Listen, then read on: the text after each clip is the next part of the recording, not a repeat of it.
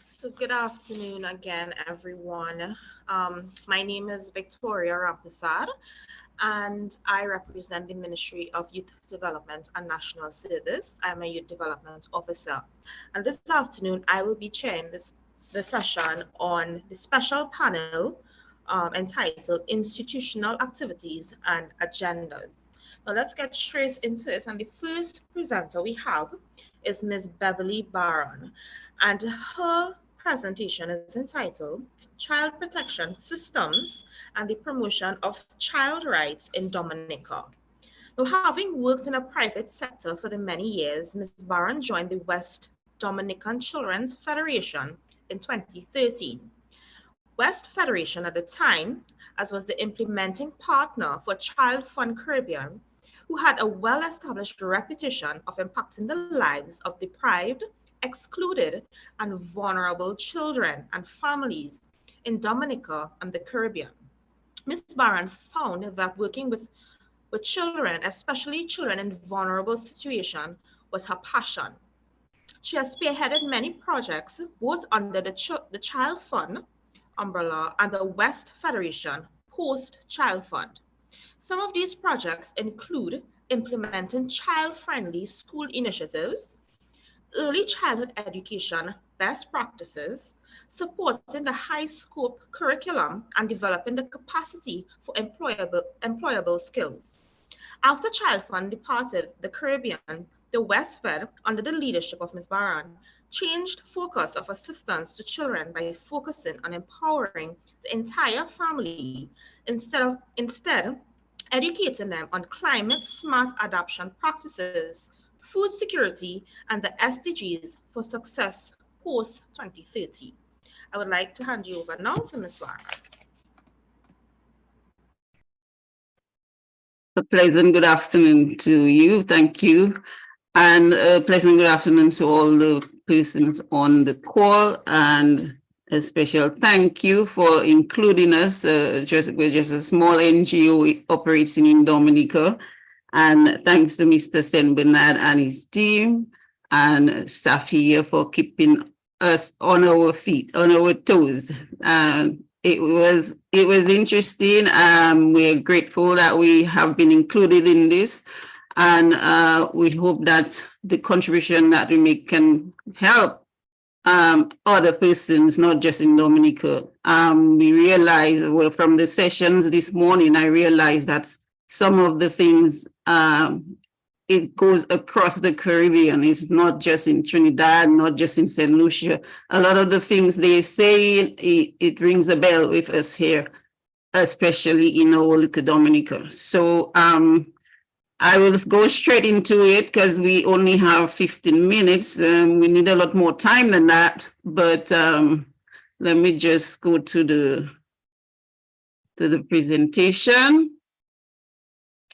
Okay, so when we talk about child protection systems and the promotion of children's rights in Dominica, we don't have a very sophisticated system. Unfortunately, our system is very lacking, and so, but my presentation is on the activities and on the agenda of the Federation, and not necessarily on the activities and agenda of the child protection system of Dominica, because I don't work in that child protection system. But first of all, who we are as a small federation, we were established as a registered nonprofit in 2010 after working for over 30 plus years on the Child Fund. And when Child Fund left the region, we had to sort of fend for ourselves. So we had previously served over 2,236 children from a wide cross-section of Dominica from the north to the south.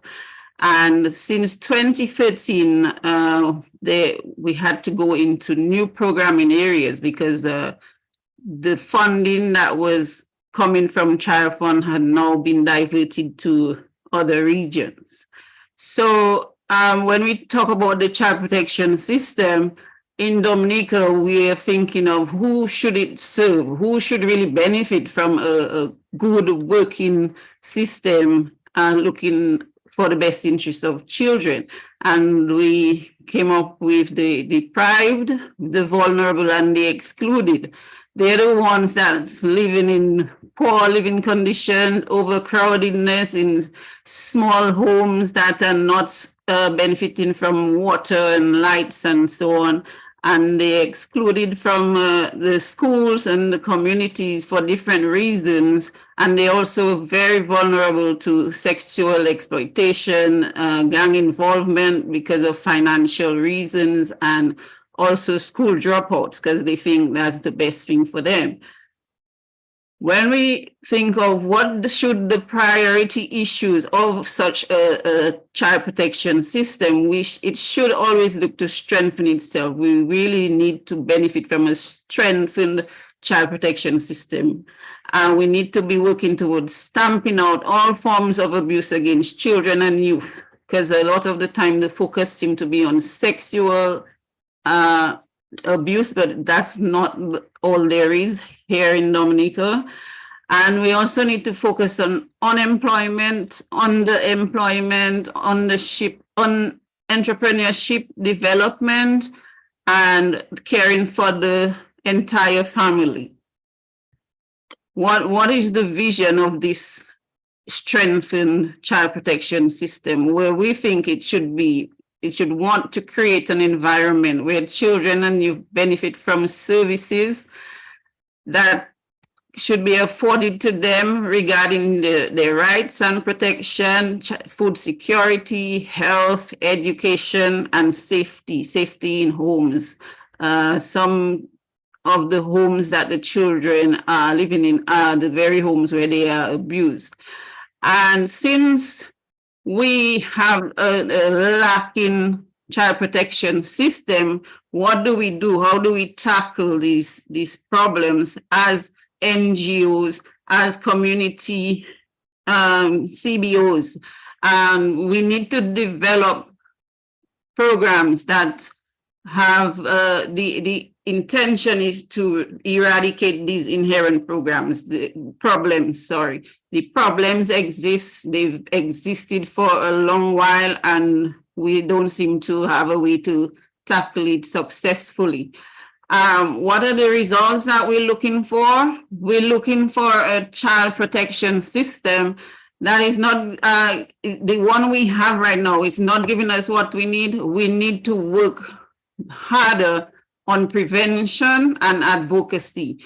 As NGOs, if the funding we seek can go towards the work that we do in those areas, then we will lessen the burden on the child protection system under the welfare department and under the social services offices. We need to break it down so that each organization, each NGO, each CBO can have a part to play, can work towards breaking down the problem.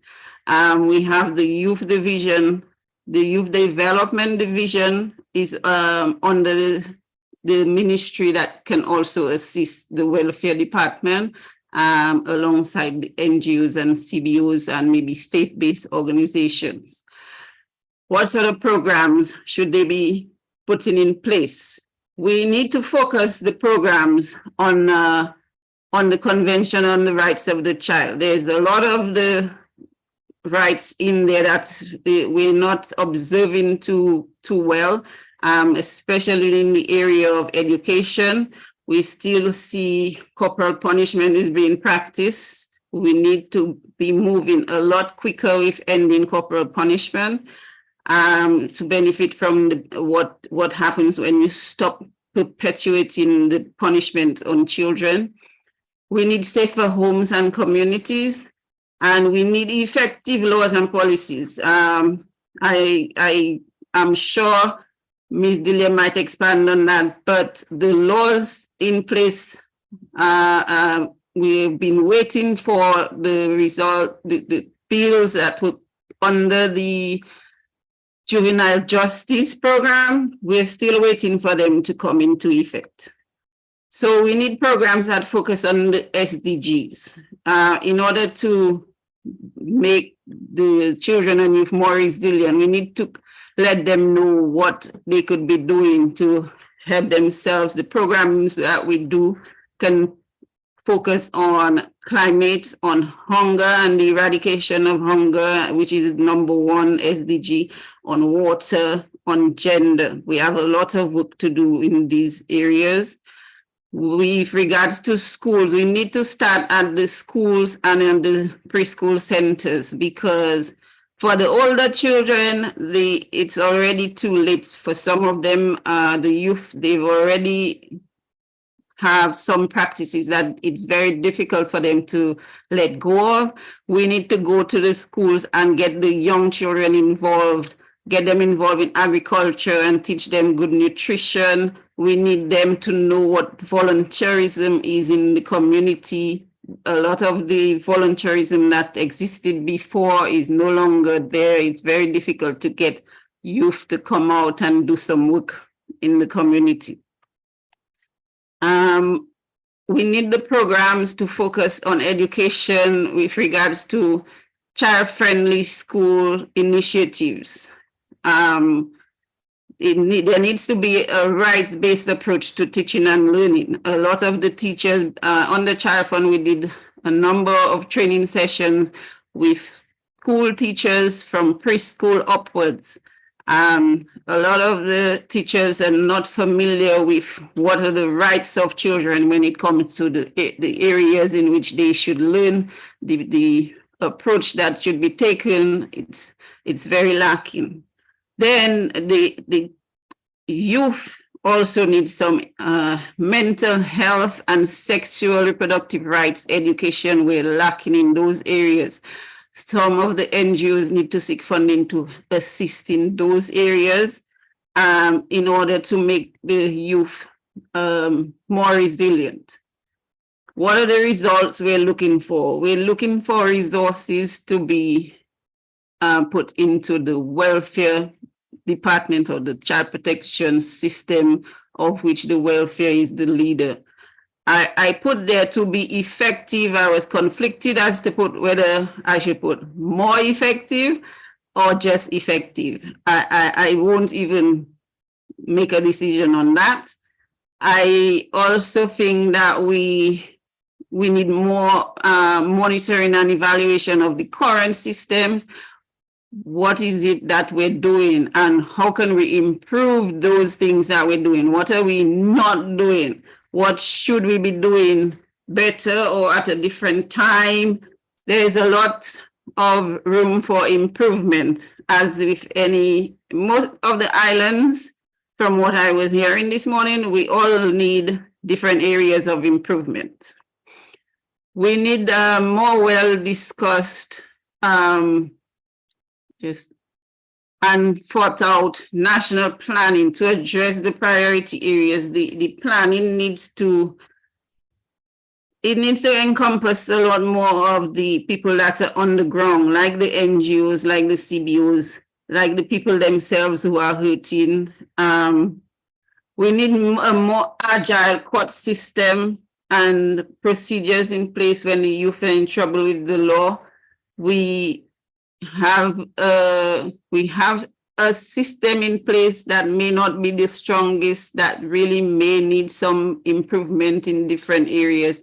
The court system itself, I heard this morning for Trinidad also, it's very frustrating to the children and the parents. A lot of the time, the children no longer wish to continue and the case gets thrown out, it gets stopped and so on.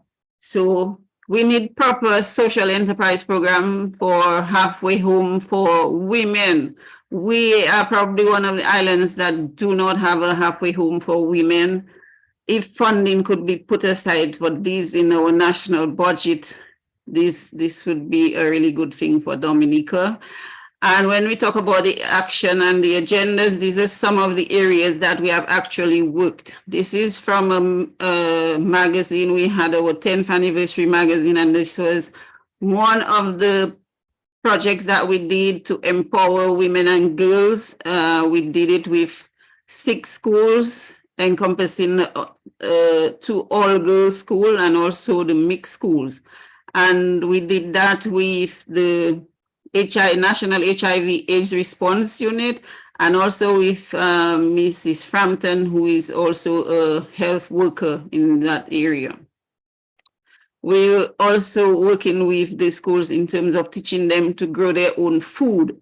So we were teaching them things like the planting, the composting, giving them inputs to start off their own gardens, and showing them that you can grow your own food from a small space. You don't have to have a big yard or acres of land.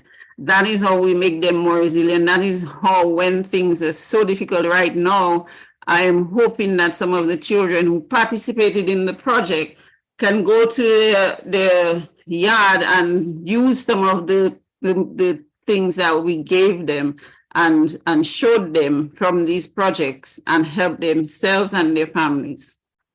We also did one with that was sponsored by the Canadian Fund for Local Initiatives on women's water management for the home post-disaster. Water will become an issue down the road for many countries. Dominica has a lot of rainfall and a lot of clean water, but if we don't use it properly, and if we don't harvest the rainwater, we might end up in problems down the road. We also did a program with Jeff Small Grants under the UNDP Jeff Small Grants, teaching children to plant, to do the recycling, reduce, reuse, recycle, composting, working with the soil, teaching them about what healthy soils look like for planting their own food again. Because post-2030, when we have a lot of the countries won't be able to feed themselves and their population, Dominica stands a good chance because of our fertile soil, but if we're not using it properly, again, we'll end up in some issues. And we also did some training in sustainable livelihoods, again, training mostly the women. We were targeting the women. We did get a lot of men joining, but a lot of the focus was on the post-Hurricane Maria, getting back on your feet, because a lot of women had lost their livelihoods in the stores and in the shops, and we had a gap there where they needed to get back to work. And so they also needed to help themselves after the disaster.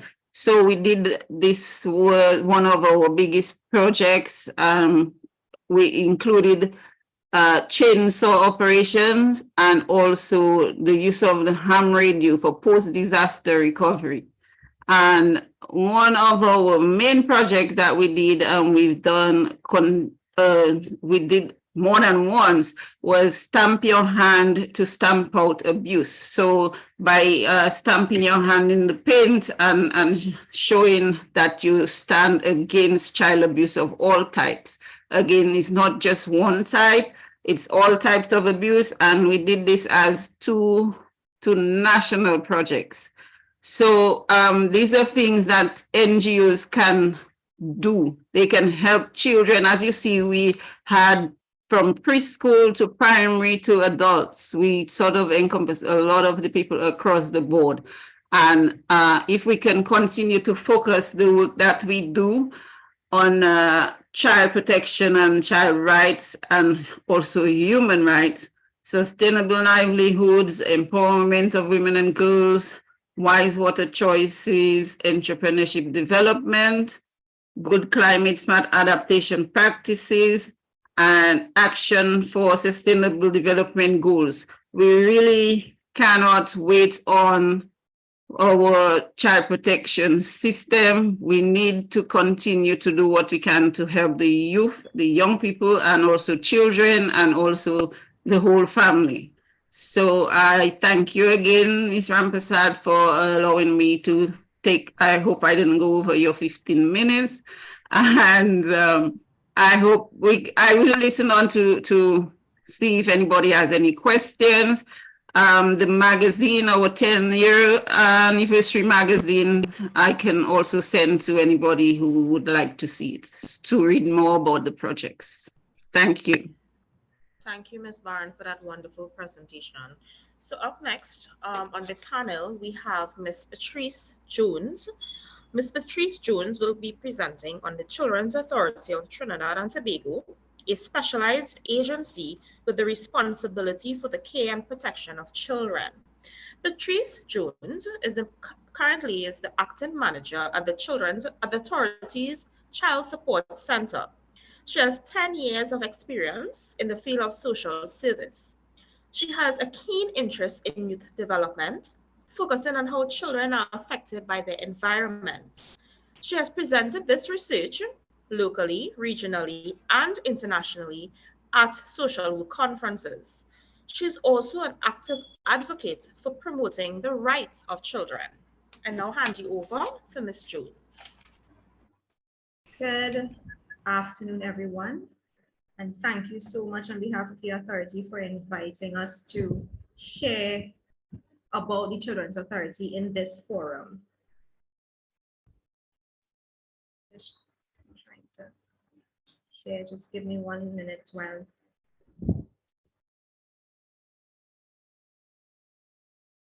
Can you confirm that you're seeing my screen? Yes, we are. Is it in full presentation mode? No, we're seeing your entire PowerPoint Okay. Microsoft screen. All right, just give me 1 quick second. Slideshow. She needs slideshow and start. Yes, I am clicking that. I'm just waiting for it to load. Thank you so much. Yeah. Just now. Can I move this? Pressing F5.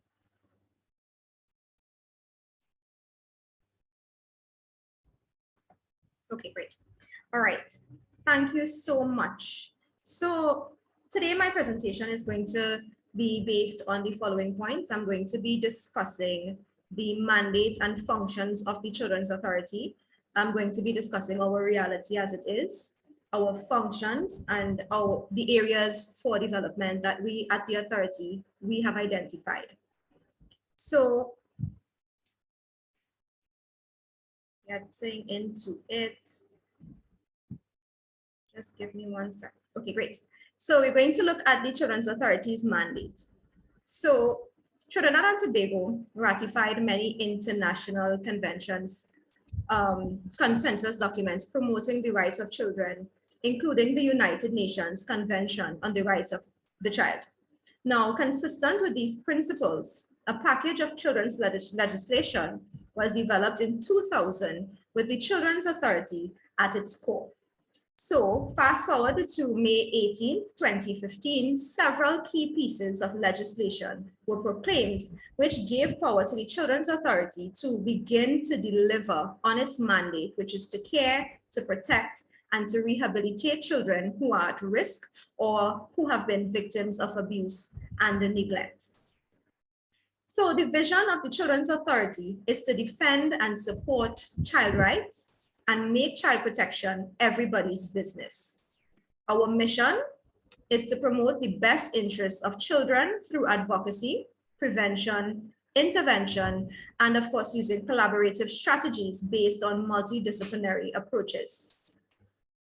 Our philosophy at the Children's Authority is really to prioritize the family environment and of course, look for all ways of family reintegration where it is possible, where it is appropriate, and of course, where it is in the best interest of a child. So we do that through building capacity within the family. Once it is in the best interest of the child, we build capacity with the family. If it is deemed not the best interest of the child, then we look through other means for caring for the child through foster care, community residences, and even adoption. So looking at the Children's Authority's reality. Since we've opened our doors in May 2015, we have received on average of more than 4,000 to 5,000 cases per year, with an increase in the number of children presenting with mental health and serious behavioral challenges. So this diagram or this slide will show you, at least it's my top left-hand corner, our caseload throughout the years. We started in May 2015. From May to December, we received 3,348 cases. And from May to present, we're seeing the year 2016, we received 5,322 cases in total. When we look at the categories of child abuse and maltreatment that we mainly receive, we have neglect having 33.5% of the all reported cases or allegations of abuse. Then we have sexual abuse coming in second with 23.3%, and physical abuse, which is 15.5%. We also look at our geographical distribution here. You would see here that the San Juan Lavantil area makes up about 12.2% of the cases of allegations of abuse, child maltreatment, right? When we look at the ages of our clients, we see that 23.2% of our children between the age groups make up the age group, of the 10 to 13 age range. So total number of cases reported to the authority yearly and average number of cases reported per month in each yearly period, we're seeing that the year 2016, where we received the 5,322 cases, we received on average 444 cases per month. So thus far, we are seeing nothing less than 351 to 444 cases received on a monthly average. Right? And of course, this diagram would show you a breakdown from May 2015 to July 2021 of the distribution of the number of reports received where they fall. And we have, of course, neglect, sexual abuse. We have emotional abuse, which is 11.2%. And also noteworthy is the children in need of supervision, making up 5.9% of the cases received. When we look at the who really is the alleged perpetrators of the reports we receive, we see our mothers make up 35.4% of the reports, and unknown whether the perpetrator is unknown or is not known to the family or to the victim, that makes up 23.1%. And then we have fathers making up the 21.1% of alleged perpetrators. So some of the trends we have seen at the Children's Authority is that sexual abuse, physical abuse, and neglect are the most reported types of abuse. We are also seeing that females are predominantly victims of sexual and physical abuse. We have our males being more victims, or more oftentimes victims, of neglect. We are seeing that the perpetrators most times are known to our children. We are also seeing the trend that harsh punishment and humiliation is still very prevalent and is still used as a method of discipline. So looking at the functions of the Children's Authority. So at the Children's Authority, we have the function of receiving reports. Reports can be made by anybody through our toll-free number 996, and we receive these reports on allegations of child abuse. Once this report is received through our registry unit, it is then triaged to determine the level of risk, and we then dispatch those reports to our investigation and intervention units, as well as our emergency response units, who would then go out and conduct their assessments to either substantiate the reports and to really get a clear understanding of what is happening with this child, children, or the family in its entirety. We also have the function of assessing children through our assessment centers. Now, our assessment centers will determine what types of intervention the child or family may require, as well as determining the best placement option for this child. The Children's Authority also has the function, as mentioned, determining the appropriate placement through our treatment plans. We also have the function of managing the foster care and adoption systems in Trinidad and Tobago. We have the function of licensing and monitoring our community residences. Note that I'm saying licensing and monitoring, not managing the community residences. And we also have the function of supporting the youth justice system. So let us look at the child through the system. We just move this. Right. So we receive reports from the courts, police, the hospitals, other service providers, a concerned citizen. This report is then received through our child protection registry. Once the report is received, this unit will determine if this report needs to be referred to our partner agencies or triaged with and dispatched to our investigation and emergency response teams. This team, based on their assessments, will either refer to partner agencies or make the determination if this child needs to be received into care. Once that determination is made, we receive the necessary court orders, child is removed and placed in a place of safety. Once placed at the place of safety, the child is automatically referred to our assessment center to determine if a multidisciplinary assessment is warranted. Now, the investigation and emergency response team can also refer directly to the assessment center.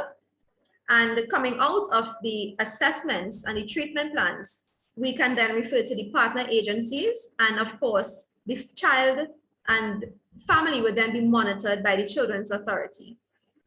Now, once a treatment plan is formulated, the treatment plan goes before our Foster Care and Child Protection Committee of the board to receive approvals. And once that is received, and let's say we received a court order as a request for a treatment plan or a multidisciplinary assessment, it same would then be forwarded to the relevant parties.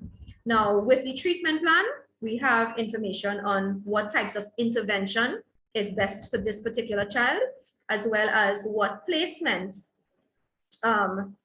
what is the best placement for this child. So looking at the hotline, 996, we have our child protection information management system. And this is where we have a standardized reporting form, which was developed in collaboration with key stakeholders. We have a credible, robust mechanism which allows for reports to be made easily and anonymously, and of course, be processed confidentially. We have our central to the authority's investigative function. The registry allows children at risk to be tracked and their intervention initiated. It is also data-driven and evidence-based policy, which is facilitated with the ultimate goal of improving the outcomes of children. Now, what information is required for a report? We require the general information of the child in need of care and protection, details of the incident being reported, details of suspected offender. Of course, important is to identify whether the suspected offender or perpetrator is a minor. And optional is the contact information for the reporter. And this helps in terms of location and finding the family of along those lines. Now, looking at the duties of the parent, to not neglect a child in their care. That means failure to provide adequate food, clothing, medical aid, or lodging for children. Failure to take reasonable steps, which is permissible under any law, on any other written law, to procure the food, clothing, medical aid, or lodging. To not abandon their children, to not expose child or children to moral danger, to not ill-treat children, and to ensure, let me just move this, child or children within compulsory school age regularly attends school.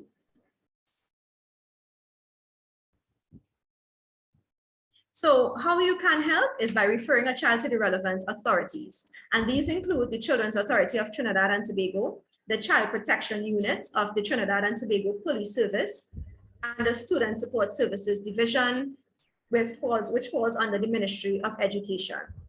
And this can help a child to be safe and aid in reducing problems or stressors. Now, lastly, I want to discuss the areas for development that we would have identified. And there is a need for increased placement options for teenagers, children with mental illnesses, children with disabilities, children with behavioral problems. There's also a need for the creation and increased number of transition homes and hostels for children who are aging out of care. There's also the need for the establishment of the National Child Protection Protocol to improve the interagency operation and collaboration.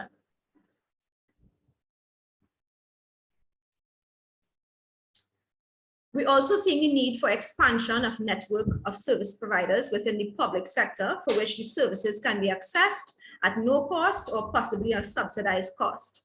And lastly, we are seeing there's a need for a shift in some of the continued archaic cultural beliefs about the rights and treatment of children. Thank you so much for the opportunity to share on the Children's Authority. Thank you very much, Ms. Jones. I would just like to remind the attendees, if you have any questions, feel free to leave them in the queue, the question and answer queue. And at the end of all the presentations, we would address the questions. Next on the panel, we have Ms. Jalecia Reed-Smith, and her presentation is entitled The Study of Children Living and Working on the Streets in Jamaica. Now, Ms. Smith, she's the Research and Development Manager of the Child Protection and Family Services Agency. She's also the Vice Chair of the Anti-Bullying Technical Working Group and Chair of the Child Protection Database. She's tasked to monitor, analyze, and assess operations utilizing research and data modeling techniques to make informed policy decisions, evaluate programs and policies to assess sustainability for inclusion in the agency's intervention, and designing programs to meet the entity's needs and capitalize on new intervention. Ms. Smith?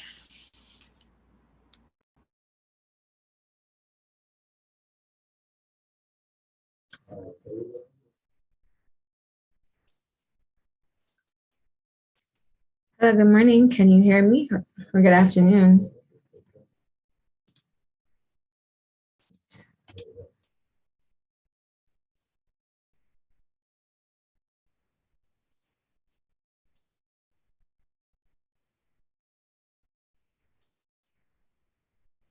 I'm hoping that everyone can see my presentation.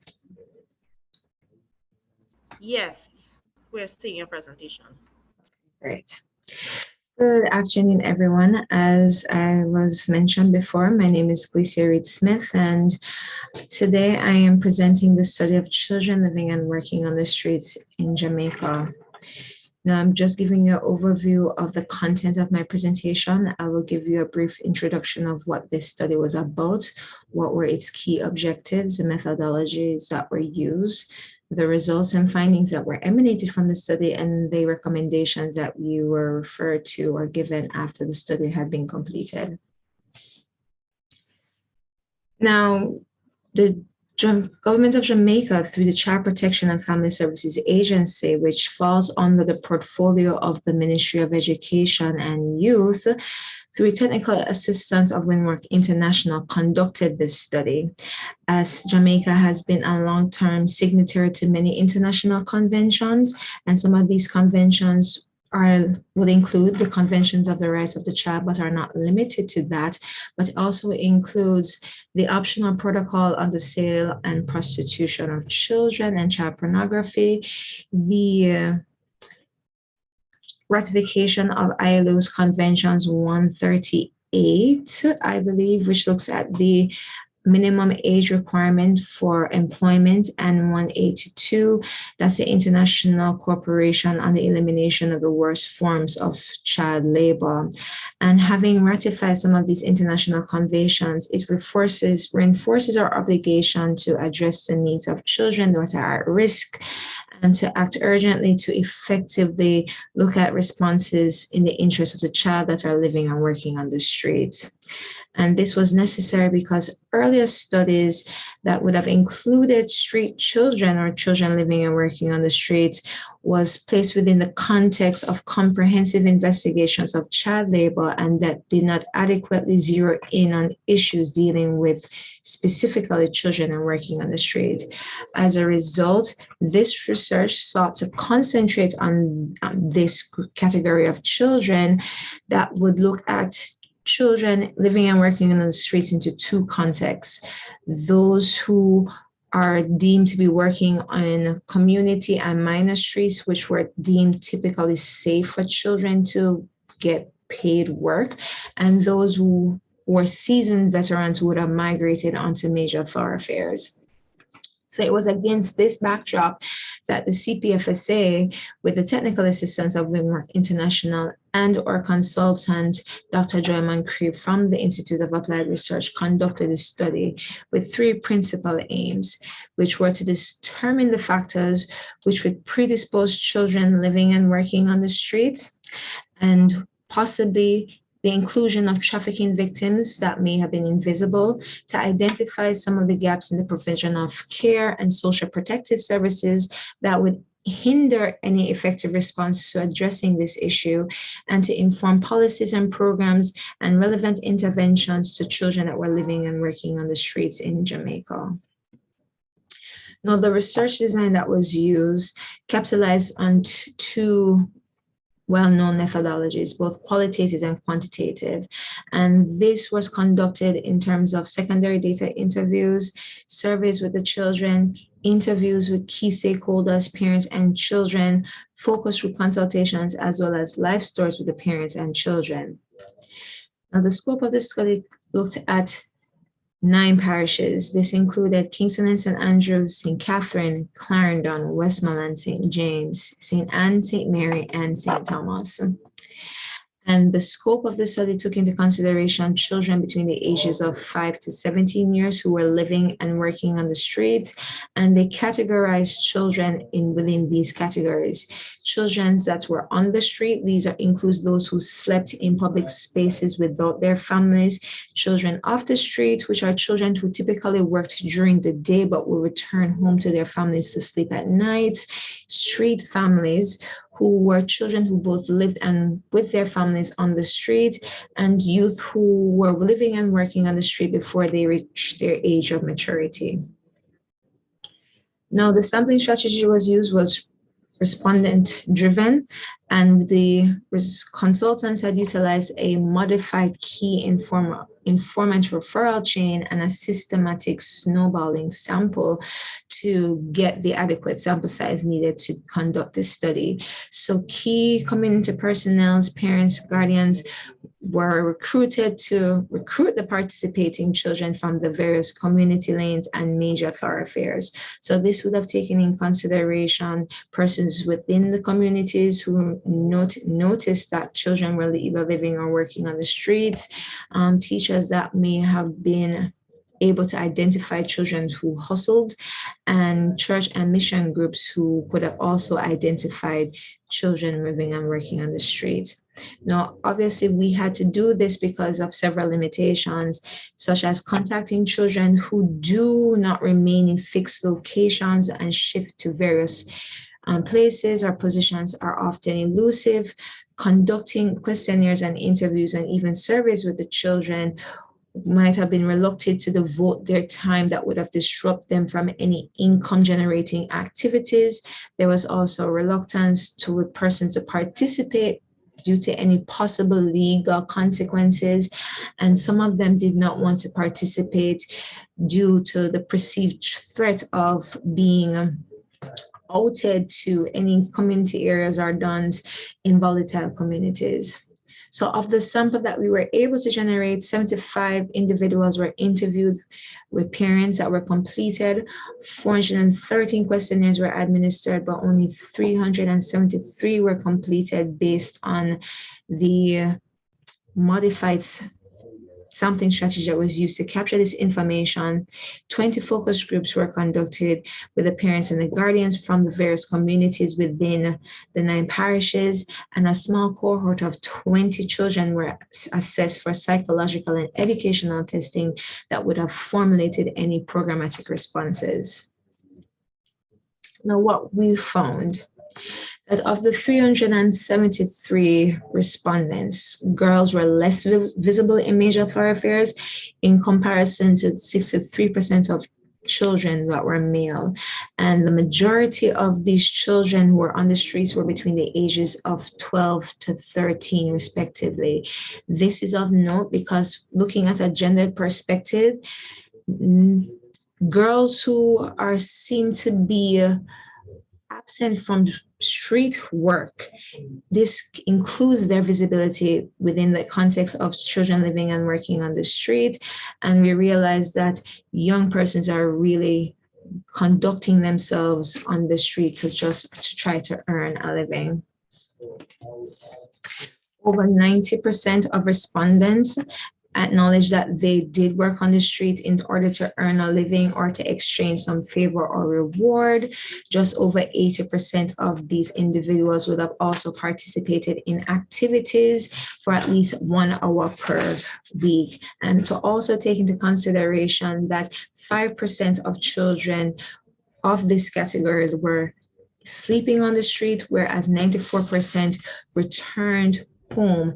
And for those who were living or working on the streets, they would have explained that they would have slept in stalls, cars, along the roadsides of markets, gas stations, and even town squares. And so the majority of these individuals also were taken from the southeastern region of the island, and therefore they would have included areas such as Kingston and St. Andrew, St. James, St. Anne, and even St. Catherine. Now, the largest proportion of girls started hustling at the age of 10, whereas for boys, they would have started hustling between the ages of 9 to 12 years, respectively. And just under 10% of both girls and boys would have started hustling less than the age of 5. And of note, for most of the children that were interviewed or would have gotten responses, the majority of them still attended school, even though they were still hustling during the daytime. Now, the evidence indicates that consumption poverty is one of the most obvious push factor for child labor on the streets, as it is a quick way for them to get monetary gain. As a result, children that were found working in various spots in lanes, communities, or even major streets were often in close proximity to the market. Some children would have given us the responses that they had no preferred spot, but they would move up and down along the streets wherever they were able to get and earn money. Some additional push factors that we also recognize were probably ill health of parents, peer influence, this burgeoning family tradition of hustling, inadequacy of some safety nets, insecurity, and also poor relation and dynamics, which will be discussed further. So, issue of chronic poverty. Most family breakup or dislocation, it was a key contributing factor for children that were living and working on the streets. The school and education system was also a push factor for some children, which was further compounded by learning challenges and difficulties with children with special needs that were either not screened or highlighted at the time, and therefore would have pushed children out of the classroom. And then there are just intergenerational roots to poverty, low education, and poor choices. For instance, this culture of hustling, for the majority of children that were living and working on the streets, they either provided assistance to their communities, whether running errands, whether selling on the streets, pushing carts, looking after their siblings, or even carrying bags, washing clothes within their communities. Now, just over 70% of the sample were hustling or begging on the streets during the daytime. Just under 30% were both on the streets, both night and day, over just approximately 60% would have been hustling after school, 16% would be hustling on the weekends, and 12% would be hustling both before and after school. And we also have to take into consideration that the majority of children, street children, that even though that they were attending school for the most part, they were doing this to help them to go to school as well as to boost their family's income. Additional activity on the streets, we'd have to also look at both the parish and community levels to explain some variation within the activities that were reported. In urban areas, children that were a part of or participated in the scrap metal industry, they lived off the dump to sell scrap metal, looms, and copper. And this was most prevalent within Kingston and St. Andrew, but also within the parishes of St. James.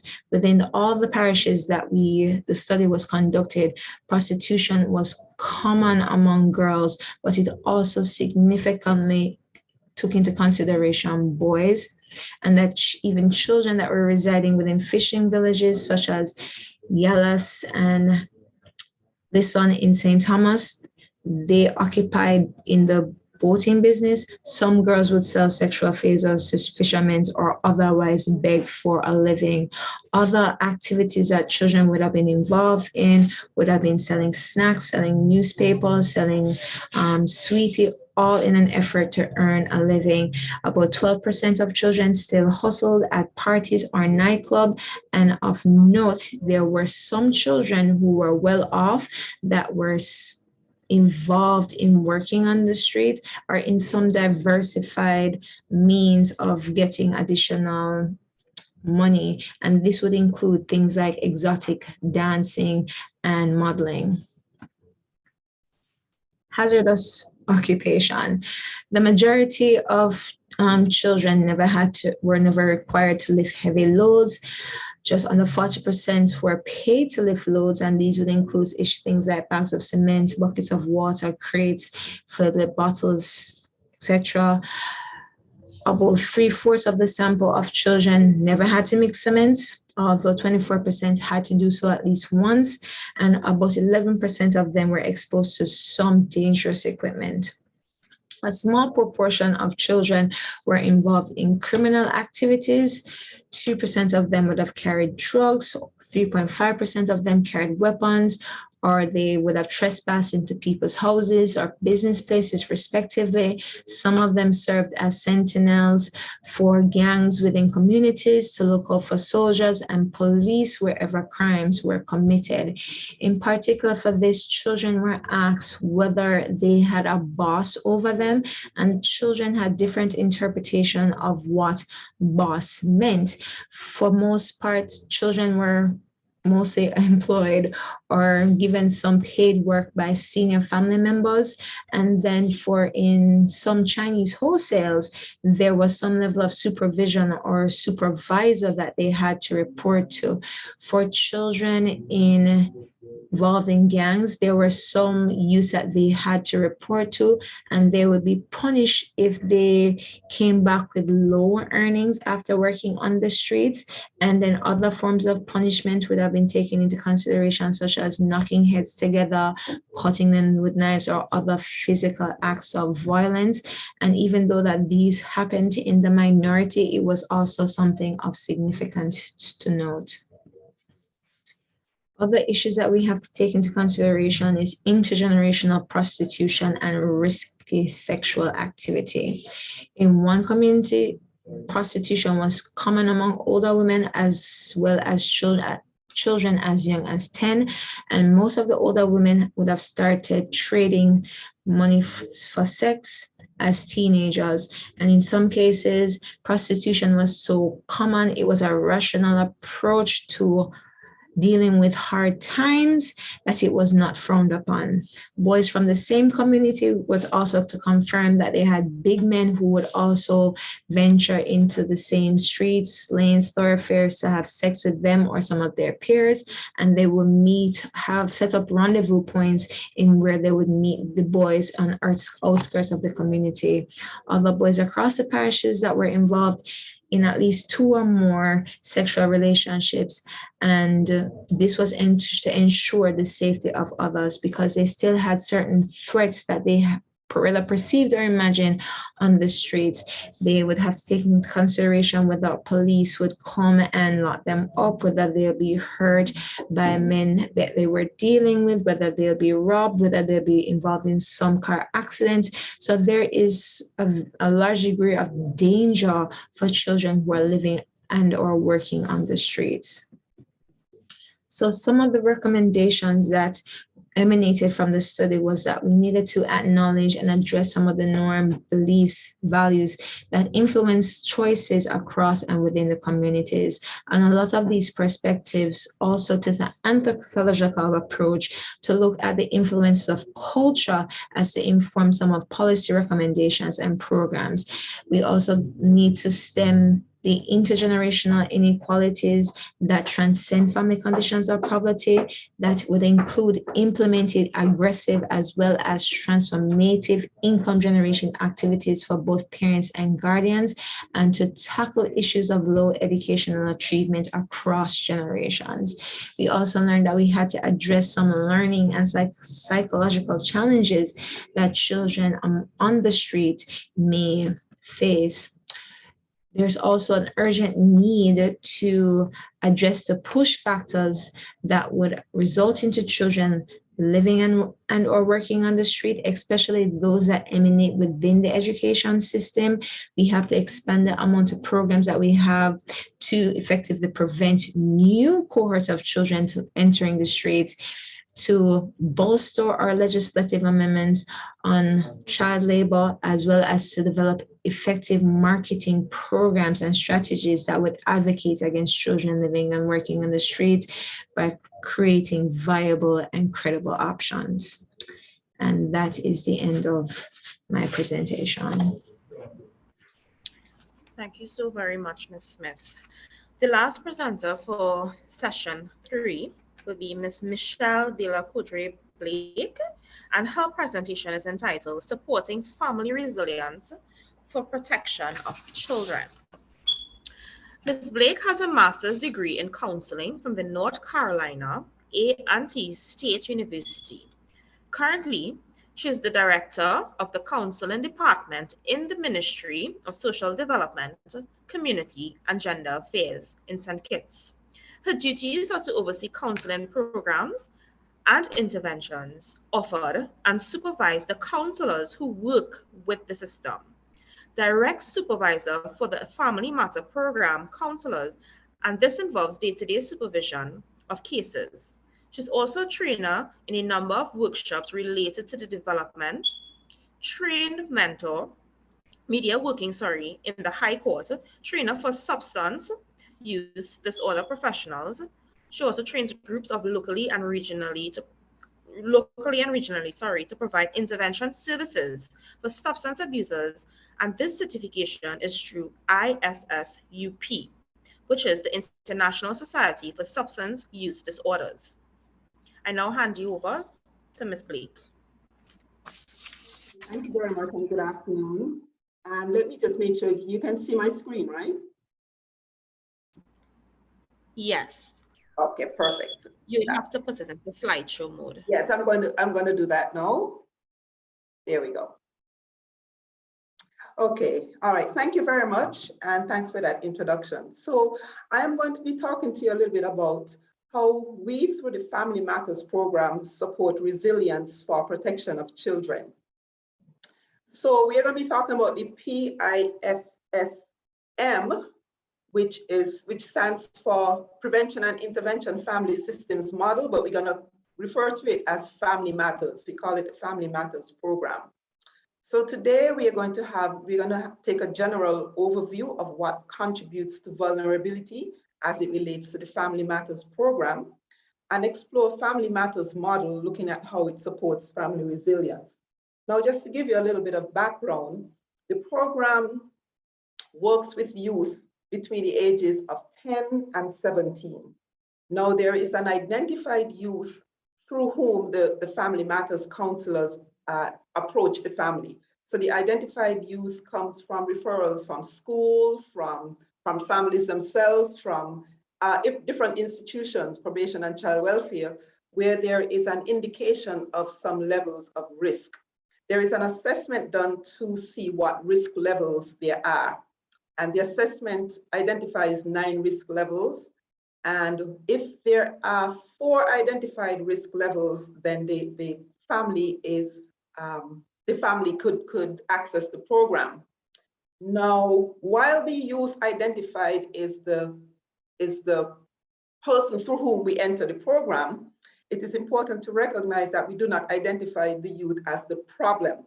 We identify the family as one that needs strengthening. And so even though the youth is identified, it's never the youth is the problem, and so we have to fix him or her.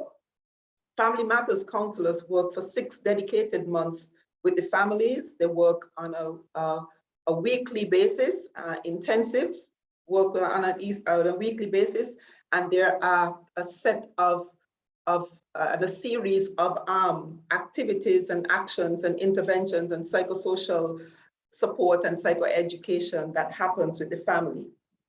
At the end of the program, there is an assessment done again to see if the risk factors were lowered.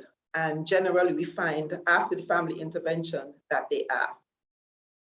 Now, when we're looking at family resilience, we're talking about family resilience. And in our case, it's the ability to maintain or resume effective functioning, including care of its members following potentially traumatic events. And we want to include the following potentially traumatic events to events that are shocks. And we do recognize that there are shocks to the family that come through the adjustment in children and youth transitioning in the stages of their lives. In other words, sometimes families just don't know how to support youth as they transition into adolescence and adulthood. They just don't know, and that could cause a shock to the family system. And that transition, therefore, is full of stress and could potentially destabilize the family unit. Now, what kinds of things are we looking at when we're talking about the things that contribute to youth vulnerability? So we're looking at violent and unsafe communities, and I think that speaks for itself.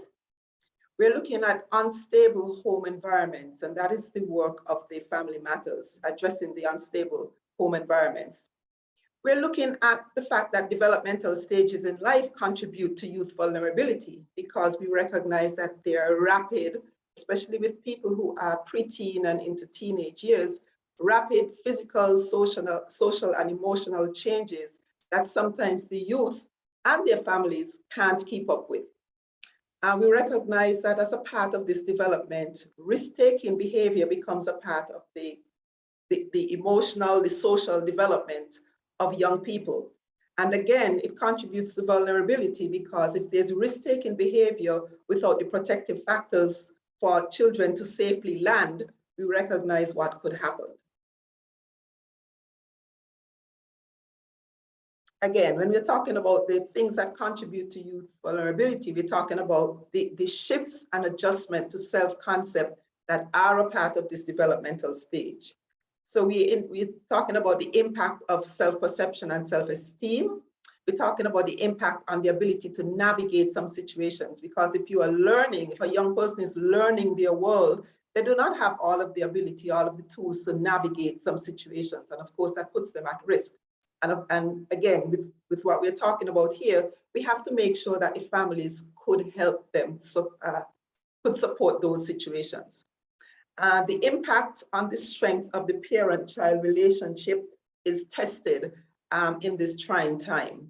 And so if there is if the parent-child relationship is diminished, it means then that there are reduced abilities for the parent to support the child.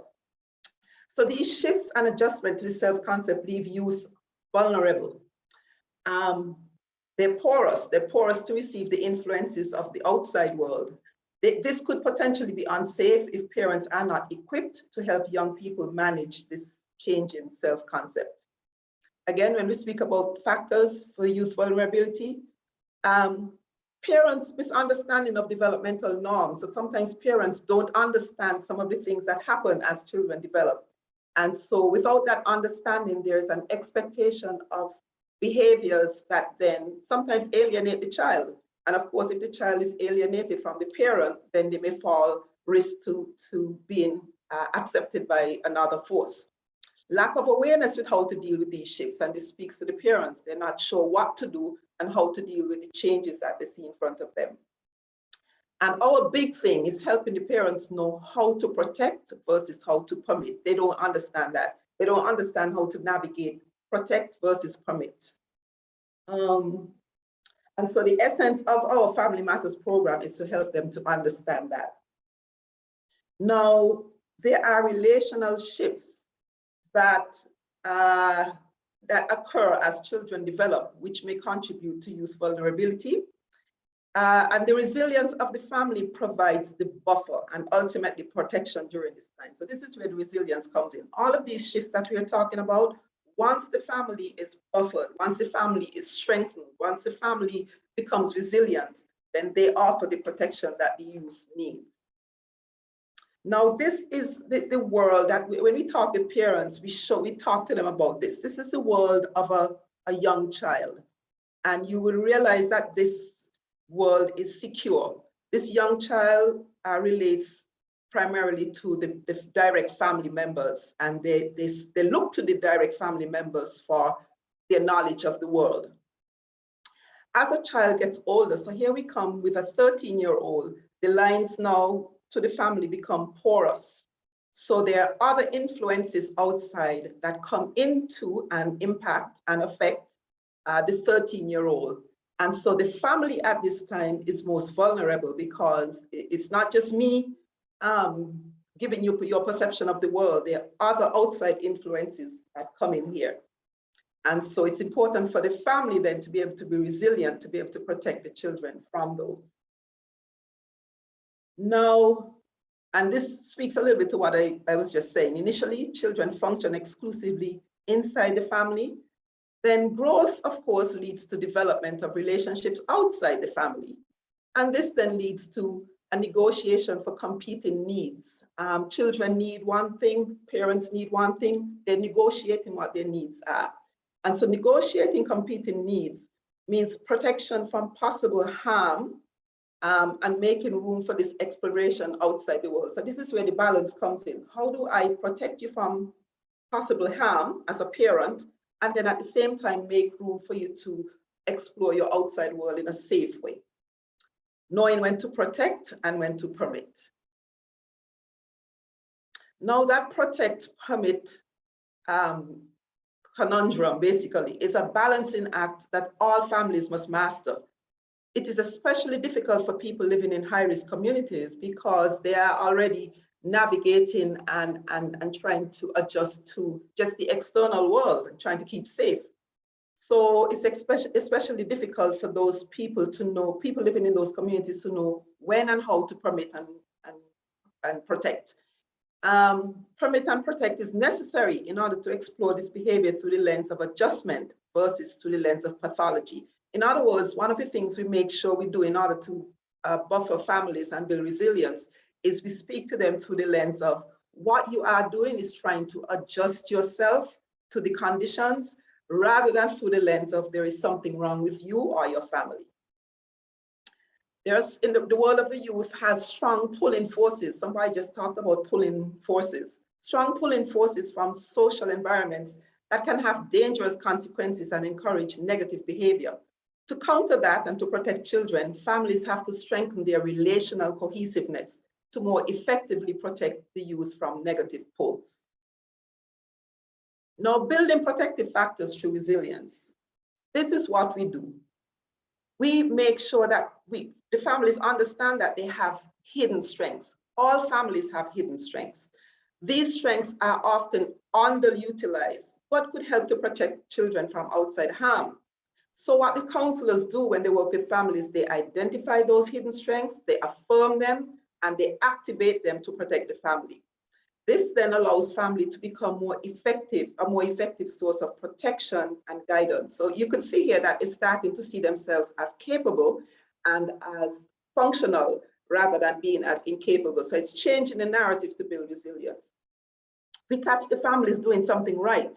So we reverse that message of there's something that you're doing wrong. They get that message from school, from probation, from all of the agencies with whom they interact. We reverse the message and we catch them doing the right things.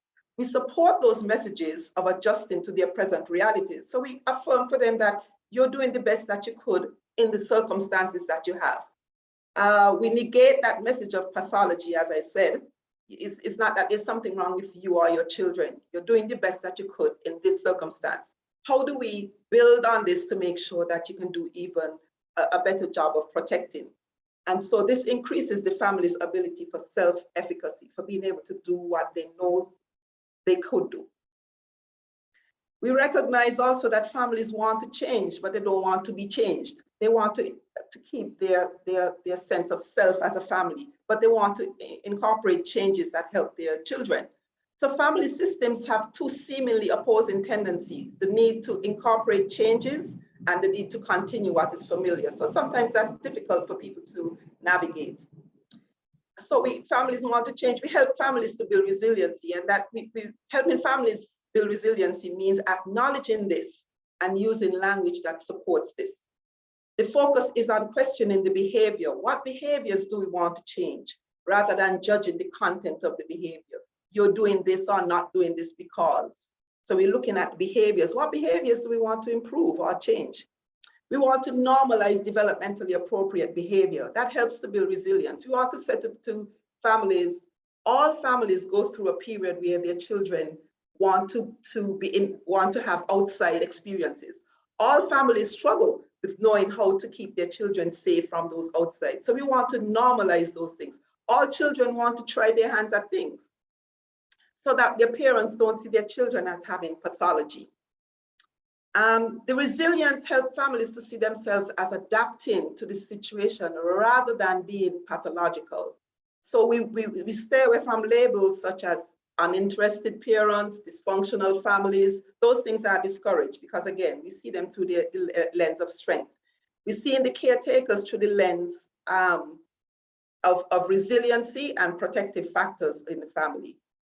We help them to see supervision as a team sport. So we challenge the families to look for who is in your circle that you could pull into the strengthening of the family. Could it be grandma, aunt, uncle, cousin? So the challenge of permit and protect is minimized if supervision is deemed as a team sport. The better coordinated the team is, the more effective the supervision is likely to be. Mommy can't be there today because I have to work, but grandma is there or auntie is there. And so it builds on that. So just in terms of time, I think I'm right about on time. We work to get the families to the stage where family members are mutually respectful. We work to get families to the stage where caretakers support each other when talking to the youth. The youth get to speak and are listened to. Caretakers are attentive and responsive to the youth's needs. Caretakers monitor and organize youth behavior as needed, and youth follow the lead of the caretakers. That is our work. And family resilience, a concluding word, protects youth because resilient families face stress and adjust in ways to cope with the challenges. And so that's what we want to get to. And this cohesiveness allows for the youth to then have safe places to experience the turbulence of youth and learn ways of coping. And I thank you very much for listening, and I look forward to anything that anyone wants to ask later. Thank you. Thank you very much, Mrs. Blake. So we have 2 questions and 1 comment. So I'll read through the comment first. And this comment is for Ms. Smith. And Rodney is saying that your research is very interesting, as well as the findings given the demographic and economic factors of the region. And the results are common to most territories. Now, the first question that we have is directed to Ms. Jones, Ms. Patrice Jones from the Children's Authority. And this question is by Rosanna, and she's asking, how effective have you found the authority's public education drive to be on the works that the authority does. So for example, has the authority noted any correlation between messaging and reporting or expressions of interest in foster care? Okay, thank you for your question, Rosanna.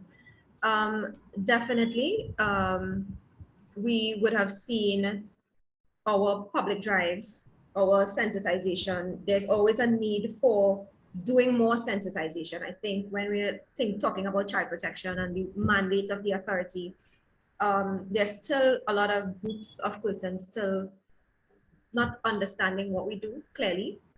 And there are a lot of misconceptions as well. So sensitization does help in that area, definitely.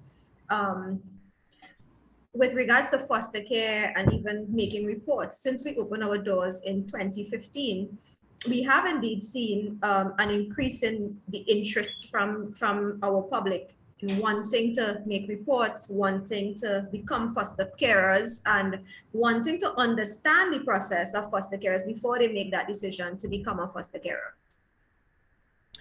Okay, thank you, Ms. Jones. We have another question before you go from Alicia Hospitalis. And Alicia is asking, what are some of the challenges experienced by the Children's Authority in responding to child abuse reports? Well, off the bat, staffing challenges. We too have staffing woes, right?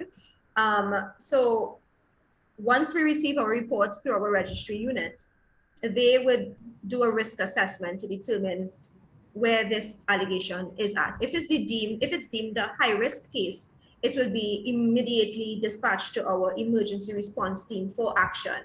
But when we have cases that are deemed medium to low, that is sent to our investigation and interventions unit. And you would find the time frame, the challenges in the time frame to respond to those allegations, to really assess what is happening, just given the volume of cases and given the number of staff that we have to go out and conduct those assessments. Okay, thank you so very much. Welcome. Ms. Jones. We have one last question, and this question is actually for Ms. Smith, and it's from Jacqueline Pinder. And the question is, could you expand on the culture of hustle you mentioned in your study? Right, thank you so much for that question. So from our study, we looked at something that we looked at was the burgeoning tradition of hustling. And it just simply means that to augment the salaries, the incomes of families, children have been heavily involved in that income generating activity, something that should have been rested on the shoulders of the parents or guardians are now on the shoulders of children. And what happens is that at a very early age, they're involved in a lot of activities in which they have to hustle to generate incomes for themselves, and to a large extent to find just money to go to school, because sometimes there have parents who are just absent, neglectful, or they're left on their own to facilitate their own independent living. So there is this, as I mentioned, culture of hustling by virtue of the fact that these high levels of child poverty, which is not just solely regarding on the families themselves, but also impacts the children, where they have to find various ways and means to support themselves and to some extent, or to a large extent, support their families as well. Thank you so much, Ms. Smith. Before we end today's session, we have a comment in the chat box by Avion Thompson. And Avion is indicating that for persons who are interested in foster care in Trinidad and Tobago, they can email fostercare@ttchildren.org. Colleagues, we have come to the end of this afternoon's session 3 that is. I will urge you to stay on to session 4, which deals with juvenile justice systems in Central America and the Caribbean societies, and this session is scheduled to begin at 3:15 p.m. To all the panelists, I thank you so very much for this insightful presentation that you delivered this afternoon, and do have an enjoyable day. Thank you. Thank you.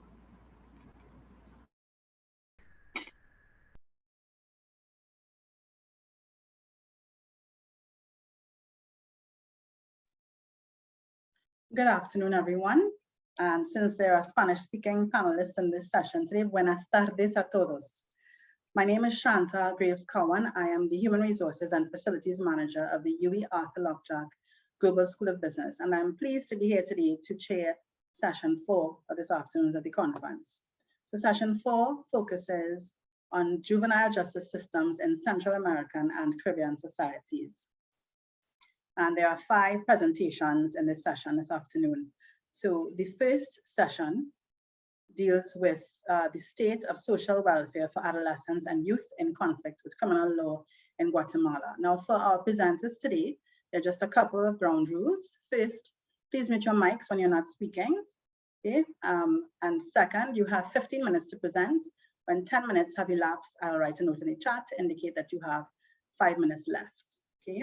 And for mis oradores hispanohablantes, por favor, silenciar sus micrófonos cuando no estén hablando. También ustedes tienen 15 minutos para presentar. Cuando hayan pasado 10 minutos, voy a escribir en el chat para indicar que a ustedes les quedan solo 5 minutos. After the presentations, at the end of the last presentation, there will be a question and answer session. So please feel free to put your questions in the chat and they will be addressed at the end of the last presentation. So our first topic, as I said, state of social welfare for adolescents and youth in conflict with criminal law in Guatemala. And the presenters, we have 2 presenters for this topic, Belia Aide Villeda Eraso and Linda Alay Medina. Allow me to introduce the 2 presenters. Belia Aide Villeda Eraso tiene doctora en seguridad estratégica, maestría en diseño, planificación y manejo ambiental. Es trabajadora social, es socióloga de la Universidad de San Carlos de Guatemala. Su especialidad es en políticas sociales para áreas rurales de la FAO. Ella ha tenido publicaciones de investigaciones y artículos en líneas temáticas de descentralización, derechos de las mujeres, niñas y juventud. Our second presenter, Linda Alay Medina. Linda es trabajadora social por la Universidad de San Carlos de Guatemala. Ella tiene su especialidad en niñez y adolescencia. Es estudiante también de ciencias jurídicas y sociales. Es investigadora social en el proyecto Rights for Children and Youth Partnership de la Universidad Metropolitana de Toronto, Canadá. Señoras, bienvenidos y comencemos, por favor.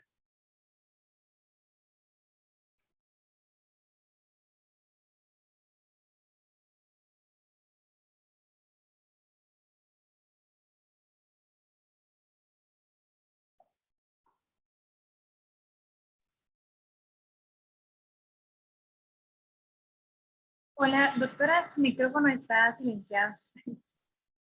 Perdón, gracias.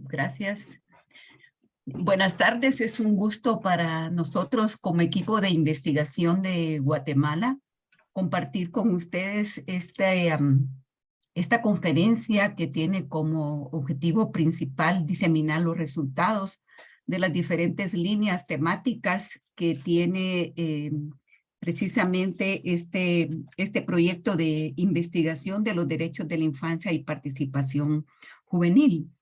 En este marco, nosotros el día de hoy vamos a compartir dos líneas de investigación en cuanto a las prácticas institucionales, especialmente del sistema de justicia penal en Guatemala y también el sistema de educación y bienestar en el marco de los derechos de los jóvenes en Guatemala. Es importante que nosotros consideremos en la primera parte que vamos a conversar en relación al estado de bienestar social para las adolescencias y juventudes en conflicto con la ley penal, que nos estamos refiriendo a este tema donde los adolescentes y los jóvenes constantemente están expuestos a altos grados de violencia y de desigualdad dada la poca inversión y la falta de oportunidades que se tienen en el país. Seguramente estas son las nefastas debilidades que hemos estado compartiendo en esta mañana de los estados para garantizar los derechos de la niñez, de los adolescentes y como consecuencia de los jóvenes. Y estas debilidades son seguramente aprovechadas por las estructuras criminales. Y en ese marco nosotros tenemos como objetivo principal en esta presentación de resultados compartir con ustedes que la investigación examinó precisamente las prácticas del sistema de justicia penal juvenil en Guatemala y los factores de protección y riesgo relacionados directamente con el ingreso de las y los adolescentes al sistema de justicia penal en Guatemala. La presentación de resultados también hace un análisis desde el enfoque mixto en ese marco de tipo cualitativo y cuantitativo, en un nivel explicativo donde se tomaron en cuenta diferentes técnicas de investigación como la encuesta, la entrevista, los grupos focales. Por supuesto que habíamos iniciado previo a la pandemia con algunos grupos que se llevaron a cabo en contacto con los jóvenes. Sin embargo, después tuvimos que transitar a la modalidad virtual y desde esa modalidad nosotros trabajamos con lideresas comunitarios, administradores del sistema de justicia y adolescentes y jóvenes, según fue el caso.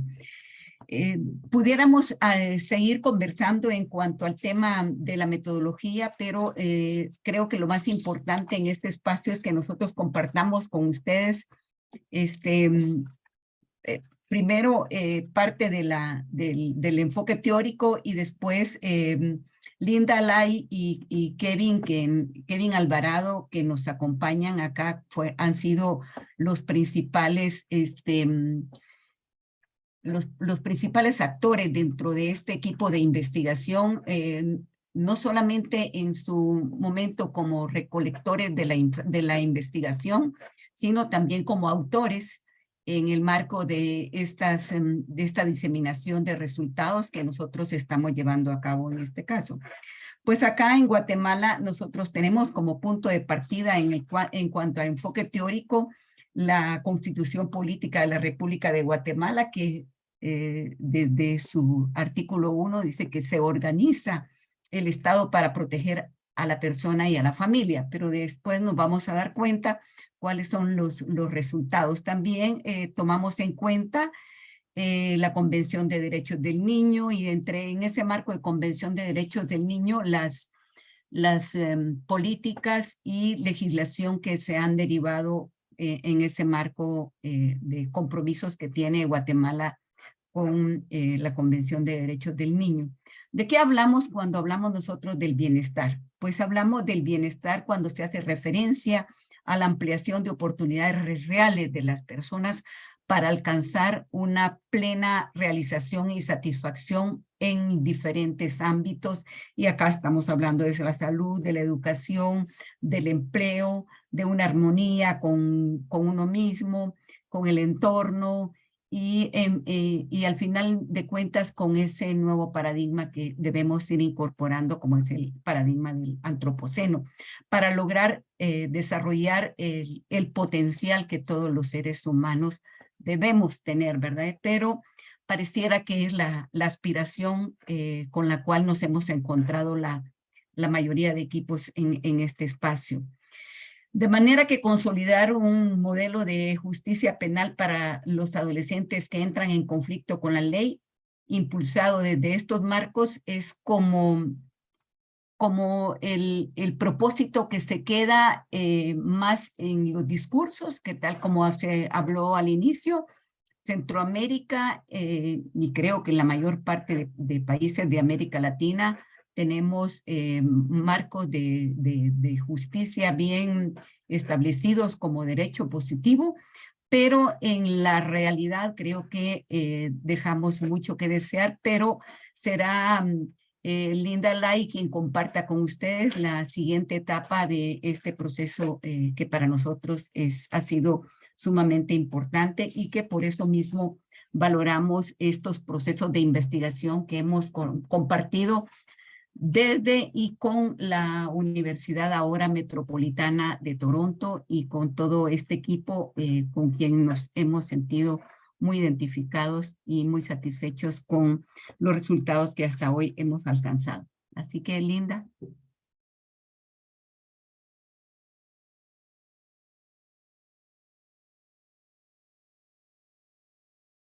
¿Está Linda? Linda, ¿está aquí? Parece que tiene problemas con su... ¿Me escucha?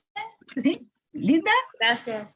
Aquí estoy. Buenas tardes. Gracias, doctora, por este preámbulo y gracias a todas las personas que nos acompañan en esta prestigiosa conferencia. Para nosotras es un placer compartir los resultados de varios meses que estuvimos abordando este tema sobre adolescentes en conflicto con la ley penal, para contarles un poco sobre la metodología. Empleamos pues este enfoque metodológico mixto, ¿verdad? Tuvimos un total de 36 participantes de las diferentes instituciones que conforman el sistema de justicia penal juvenil, y todas estas personas llenaron un total de 144 cuestionarios con diferentes preguntas. A 14 les hicimos entrevistas personales y al resto los tuvimos en 2 grupos focales. Algunos de los obstáculos que se nos presentaron en el proceso de investigación fue que inicialmente hay poca información sobre el tema, ¿verdad? Al tratarse de adolescentes en conflicto con la ley penal, son datos sensibles, por lo tanto no están publicados a todas las personas, entonces los tuvimos que solicitar directamente con las instituciones. La segunda limitante fue acercarnos con las y los sujetos del sistema de justicia penal, los jueces, juezas, profesionales que dan acompañamiento a los adolescentes, porque tenían agendas muy cargadas. Entonces se nos dificultó. Y por último, una limitación fue la alta cautela respecto a las preguntas que les hacíamos. Muchas veces nos querían ser interpelados sobre cómo estaban haciendo su trabajo, porque trabajan para el mismo sistema, ¿verdad? Entonces, esta es la parte metodológica. Ya entrando en los temas de los resultados, nos gustaría comentar que es importante hablar sobre el contexto en el que se encuentran las y los adolescentes en conflicto con la ley en el país. Guatemala es un país donde hay baja presencia de estado de bienestar social. Pese a que el 40.44% de la población en Guatemala tiene entre 20 a 29 años, o sea, somos un país con una población muy joven, es uno de los países con la menor participación juvenil. Uno de los informes de la Procuraduría de Derechos Humanos indica que solo 3 de cada 100 jóvenes participan en algún grupo, organización o asociación.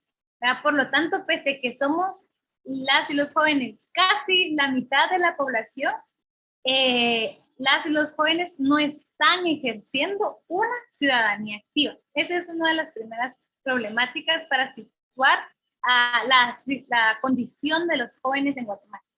A esto sumémosle que en Guatemala el 59.4% de la población vive en pobreza y el 23% en pobreza extrema. Actualmente el país es el más pobre en la región, por encima de Haití, ¿verdad? Somos también el país número 1 en desnutrición, con una tasa del 49.8% de niñez con desnutrición crónica.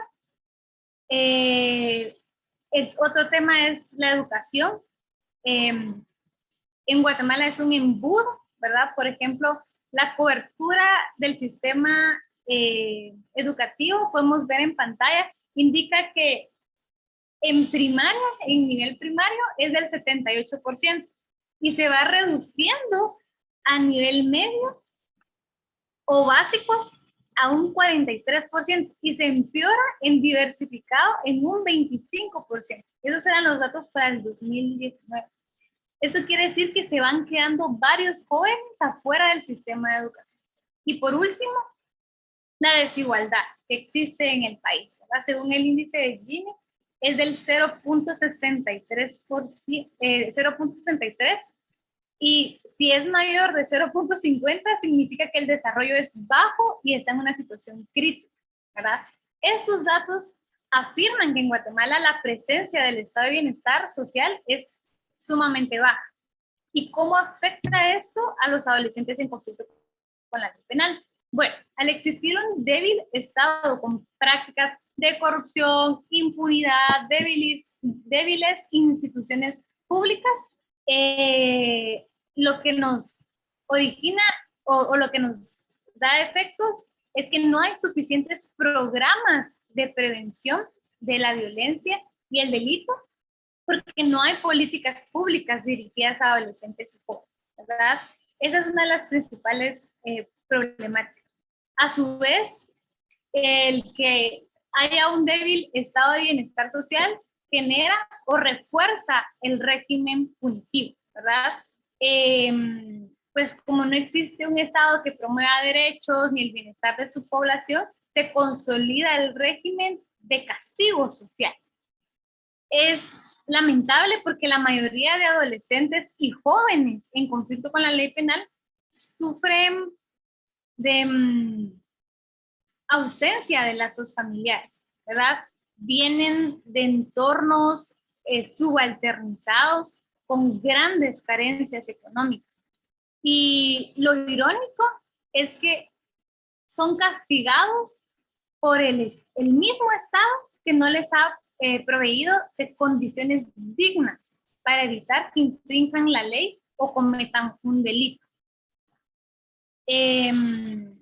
Otro factor más es que debilita las instituciones de socialización. ¿Qué instituciones estamos hablando? La familia, los centros educativos, la comunidad. Estas no cuentan con condiciones que ayuden a los adolescentes porque no existe un estado de bienestar que les dé los recursos para cumplir con un rol adecuado. Y por último, el sistema no logra resocializar y reintegrar a las y los adolescentes en conflicto con la ley porque no cuentan con un enfoque de bienestar, ¿verdad? Por lo tanto, los adolescentes tienen una alta probabilidad de que después de salir del sistema penal juvenil, entren al sistema penal de adultos y continúe un ciclo de violencia, ¿verdad? Entonces, ¿qué fue lo que encontramos o uno de los enfoques de los resultados de la investigación? Inicialmente es que queríamos saber qué factores exponen a los adolescentes a ingresar al sistema, ¿verdad? ¿Cuáles eran estos factores de riesgo? Y los actores dentro del sistema penal juvenil nos indicaron un 85% que dentro de los factores individuales, aquellos factores propios de cada adolescente, indicaban que si el joven tenía un bajo nivel socioeconómico, tenía un alto riesgo de entrar al sistema, ¿verdad? Es uno de los resultados. Asimismo, si el adolescente consumía drogas, también hay una alta probabilidad de entrar al sistema. El 90% dijo que si el adolescente pertenece a un grupo delictivo, una mara, una pandilla, es muy probable que ingrese al sistema de justicia penal juvenil.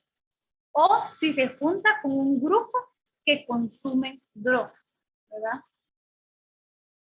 Entre los factores de riesgo familiares es que si hay violencia familiar o baja cohesión familiar, esto puede influir en que ingrese al sistema. Y entre los factores comunitarios, comentaron que si existe presencia de grupos delictivos en la comunidad o si no hay suficientes oportunidades laborales o un bajo acceso a la educación, hay una alta probabilidad que él o la adolescente se encuentre en riesgo de cometer un hecho delictivo. Estos son los factores de riesgo que brillan o facilitan que los adolescentes cometan un delito. Por otro lado, los factores de protección que indicaron los actores dentro del sistema es que disminuye la posibilidad de que adolescentes ingresen al sistema en factores individuales que tengan alta escolaridad y que construyan un proyecto de vida. Los factores entre sus pares o sus amistades es que cohabiten en un ambiente libre de drogas y que las amistades tengan valores en común libres de violencia. Los factores de protección familiares es que la familia tenga un trabajo estable y cuente con escolarización y que sea un referente familiar no violento. Y los referentes a la comunidad es que haya una participación activa en la comunidad y altas expectativas en la juventud. Que exista un ánimo, una motivación, una responsabilidad exigida hacia las personas jóvenes de que sí podemos ser agentes de cambio y sujetos válidos de derecho. Por lo tanto, podemos concluir diciendo que con estas gráficas, ¿verdad? En un estado donde los adolescentes se les expone a un nivel socioeconómico bajo, a dependencia de drogas, a amistades con grupos delictivos y con problemas de consumo de drogas, a grupos delictivos que reclutan adolescentes, a bajo acceso a la educación, al trabajo, a un hogar violento con baja cohesión familiar. Todo esto es una fórmula perfecta para que varios adolescentes infrinjan la ley, que es lo que actualmente pasa en Guatemala. Y nuestra propuesta, la propuesta que construimos en la investigación es que si pudiéramos fortalecer las instituciones públicas y por tanto el estado de bienestar, las y los adolescentes pudieran tener alta escolaridad, que fomenten un proyecto de vida, un hogar que cuente con trabajo estable y escolarizado, participen activamente en una comunidad que tenga valores, las y los adolescentes, que sus amistades compartan valores libres de violencia. Eso disminuiría la cantidad de adolescentes en conflicto con la ley penal. Y por último, el sistema de justicia penal juvenil en Guatemala se encuentra en un momento donde necesita un cambio de paradigma, ¿verdad? Un cambio que no tenga una lógica punitiva. Las y los adolescentes requieren acciones importantes por parte de los gobiernos. Que los gobiernos generen mayores fuentes de trabajo y educación y mayores espacios de participación adolescente. Y que la comunidad tenga espacios de participación y orientación vocacional y mayores redes para la prevención del delito y la violencia. Definitivamente cada institución involucrada debe de cuestionar cada práctica enraizada en el sistema de justicia penal juvenil y evaluar estas dinámicas institucionales que obstaculizan los derechos de las y los adolescentes en conflicto con la ley penal. Únicamente, muchas gracias.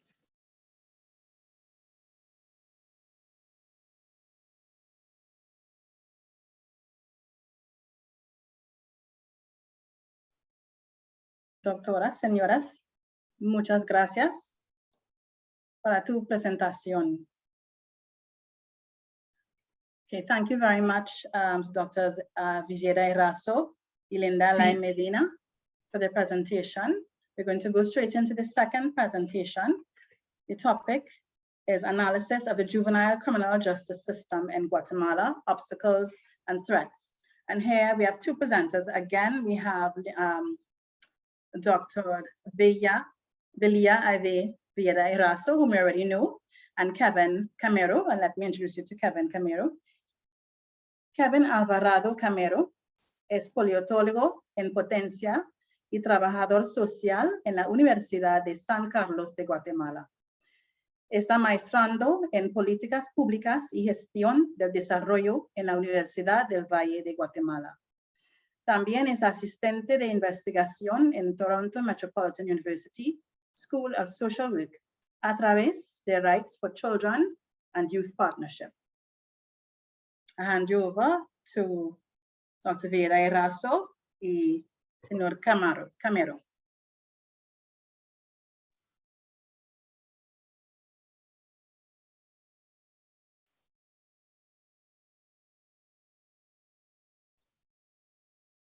Doctora, Doctor Viera, su micrófono. Oye, sí. Bueno, buenas tardes. Nuevamente para ampliar este tema de justicia penal juvenil, que por supuesto son dos líneas de contribución a este proyecto, porque primero lo analizamos desde el enfoque de bienestar social y cómo el Estado de Guatemala tiene pendiente el atender los temas de bienestar para las juventudes en Guatemala, que también es importante que nosotros compartamos con ustedes que hay algunas diferencias sustantivas en cuanto a las edades, en cuanto a considerar niño, adolescente y joven en Guatemala. Niño es la persona desde que nace hasta los 13 años. O sea que antes de los 13 años al niño no se le puede imputar ninguna responsabilidad penal. A partir de los 13 años a los 18, el niño es adolescente y entonces ahí es donde ya empieza el niño como sujeto de este sistema de justicia penal juvenil en Guatemala, que si bien es cierto se llama justicia penal juvenil porque es una concepción que se ha adaptado de otros países. Y la juventud en Guatemala en cuanto a edad, pero por supuesto nosotros acá vamos a hacer otro aporte desde las niñeces, las adolescencias y las juventudes, pero la juventud básicamente en cuanto a edades comprende de los 18 hasta menos del 30, un día antes de cumplir los 30 años. O sea que nosotros tenemos un rango más grande para considerar las edades de los jóvenes. En esta presentación nosotros compartimos con ustedes cómo se encuentra el sistema de justicia penal en Guatemala y cómo influyen este sistema, cómo influye el sistema propiamente en los jóvenes que están ingresando al sistema. Esta es parte de los resultados que va a compartir también Kevin, que es una parte importante del equipo de investigación de Guatemala y que por eso estamos acá los tres en este espacio.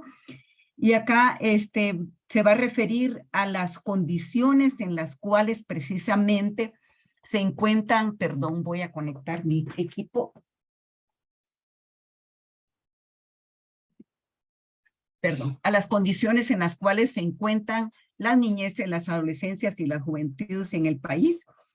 Y fundamentalmente que los resultados apuntan que el sistema de justicia penal juvenil no cumple con la función para la cual ha sido instaurado de manera discursiva, sino que las dinámicas identificadas nos evidencian una obsolescencia de dicho sistema y de donde nosotros incorporamos el tema de las obsolescencias, precisamente porque el enfoque que utilizamos para esta investigación es el enfoque de sistemas, especialmente de la teoría de Niklas Luhmann, y incorporamos el tema de la clausura operacional y el acoplamiento estructural. También incorporamos en este análisis la teoría sociológica de Robert Merton en cuanto a esa conformación de las conductas desviadas para problematizar y para el abordaje de estas problemáticas en el marco de esta teoría del sistema. A partir de la crisis que evidencia el sistema de justicia penal, se proponen criterios teóricos para identificar esa falla o esa obsolescencia del sistema, que claro, se pueden discutir, podemos criticar, pero de eso se trata el momento de la investigación. Así que estos elementos nos permiten a nosotros analizar la complejidad, como todos los problemas de la niñez, de la adolescencia y las juventudes, en la que se encuentran tanto el sistema de protección como el sistema de justicia penal juvenil desde un enfoque sistémico, lo que puede permitir, con lo que nos ha permitido un poco esclarecer esa relación que existe entre el sistema y el entorno en el cual se desenvuelven los jóvenes como un resultado del análisis estructural en este tema de investigación. Pero para acercarnos un poco más a los resultados, voy a solicitar a Kevin que comparta, que comparta un poco el tema de la metodología, del contexto y los resultados de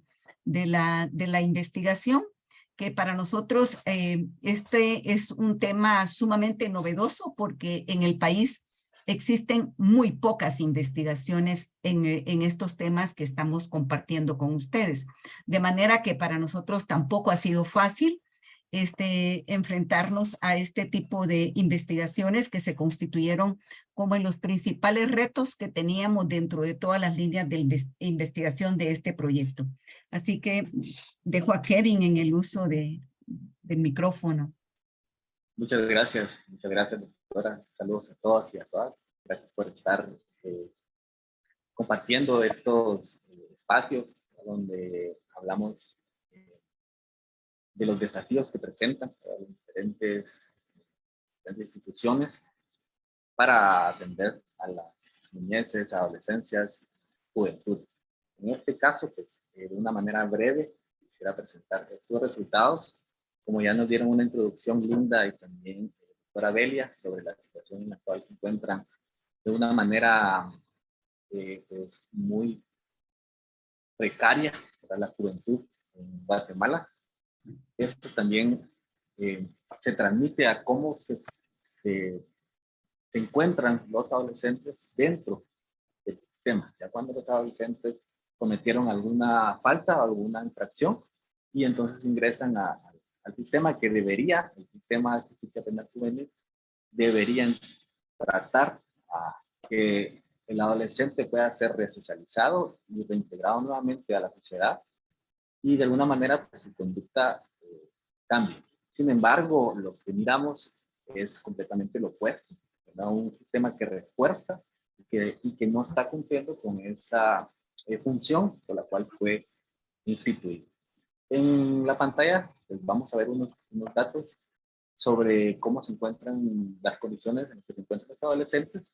Primero, pues, algo que nos llamó mucho la atención es de que el 100% de los adolescentes que están en el sistema para el 2021, que fue cuando hicimos la investigación, eran 100% del pueblo ladino mestizo. Esto es algo importante, ¿verdad?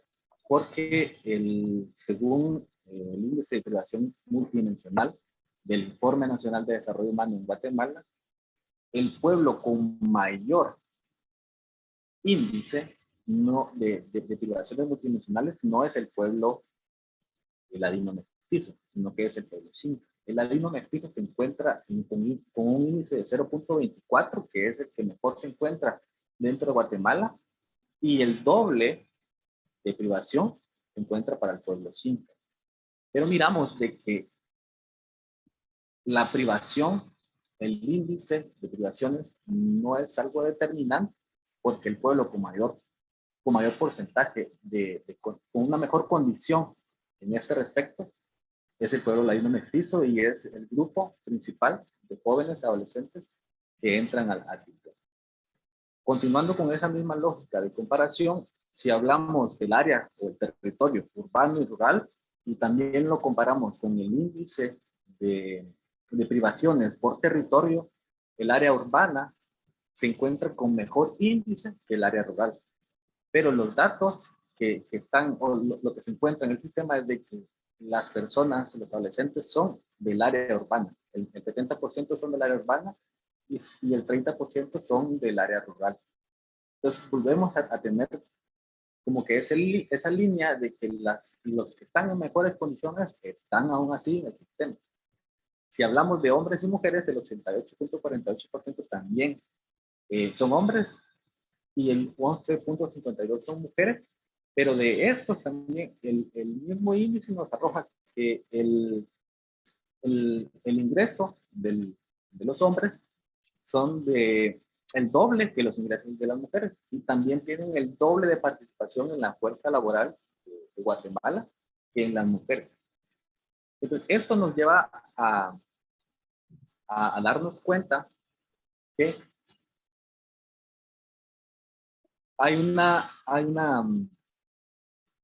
no podemos definir que la persona solo porque está en condición de pobreza o que está en una condición de un territorio que ha sido de alguna manera desfavorado por el sistema, sea más propenso a entrar a un comportamiento delictivo, porque aquí estamos viendo todo lo contrario. Los jóvenes que están en un territorio con menor índice de privaciones, que tienen privilegios por ser hombres y que también de alguna manera han participado, ¿verdad?, de forma diferente en sus contextos, aún así están dentro. Entonces nos lleva a preguntarnos qué es lo que determina que estas personas y jóvenes entren al sistema. Es una pregunta pues, que brevemente me gustaría responder con este pequeño gráfico. En las zonas que se están marcando son las zonas donde más adolescentes de conflicto con la ley penal provienen, de donde más provienen. Este es el mapa de la ciudad de Guatemala, porque también son de áreas urbanas, pero es cercano a la ciudad. Esta es otra zona y esta es la tercera zona donde más personas adolescentes se encuentran y que ingresan al sistema. Si trazamos nosotros una zona donde se encuentran a las personas con mejores condiciones de vida, que es como el área más céntrica de la ciudad y que también están en los lugares más lujosos de la ciudad, y trazamos una línea, podemos ver que las personas adolescentes están en una periferia, dentro de la ciudad, dentro de un territorio que en teoría tiene que tener mejores condiciones, aún así están dentro de la ciudad con dificultades y con limitaciones por territorio. ¿Qué quiere decir esto? Es de que el que pertenezcan a un pueblo que tiene pocas privaciones, el que pertenezcan a un territorio que tengan pocas privaciones, no es condición, ¿verdad?, determinante para entrar o no entrar al sistema, sino lo que es esas limitaciones que están específicamente en territorio dentro de una dinámica de ciudad. Hay una situación donde usamos entonces ese bagaje teórico de Merton precisamente, que indica que la presión generada de esos sistemas por la combinación de una estructura cultural que Luhmann le dice estructura le llama estructura de expectativas. Esa presión que se genera en esos sistemas hacen que el comportamiento de determinadas personas que tienen más presión en esos sistemas se pongan o busquen alcanzar los premios que el sistema está poniendo como lo más importante. Entonces, y como no tienen los medios para alcanzar esos premios, de alguna manera optan por unas conductas que van en contra de la norma para alcanzar lo que el sistema de alguna manera está exigiendo que deben de alcanzar. Pensemos en temas de corte económico principalmente, pero porque los adolescentes, cuando hicimos la entrevista, las personas comentaban que la forma en que entraban al sistema eran porque les ofrecían un par de zapatos, les ofrecían un celular, entonces, y así poco a poco iban empezando a hacer actividades de lectura. Brevemente, por el tiempo, vamos a pasar a la otra parte, es de que el mismo sistema, cuando hablamos con los actores, tiene un problema de nivel legal y también de un nivel institucional. ¿Por qué? Aquí miramos los datos que están las personas, de la cantidad de personas que están en los centros. En verde son los centros que todavía no han alcanzado su máxima capacidad y en rojo los centros que sí lo han alcanzado.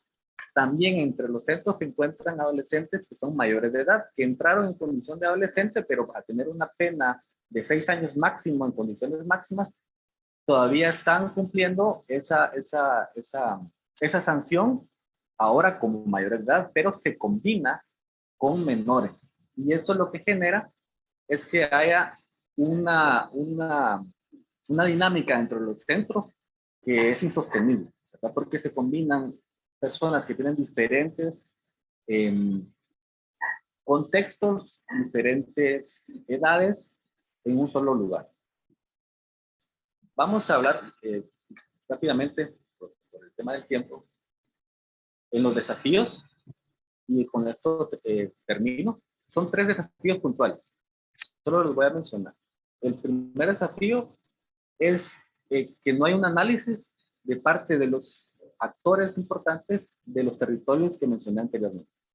El siguiente es que la forma en que el sistema está funcionando está generando más delincuencia dentro del adolescente, porque el sistema solo está creando una experiencia más que cuando sale del sistema regresa a territorios igual de exclusión, que no hace que el adolescente pueda integrarse.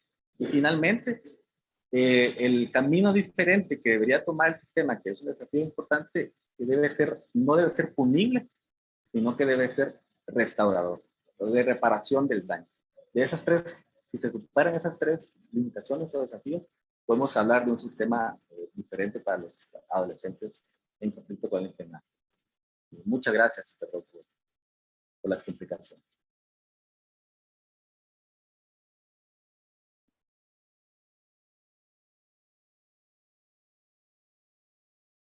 Micrófono, no se escucha, doctora. Gracias, muchas gracias por su presentación informativa. Señor Camero y doctora Irazo, muchas gracias.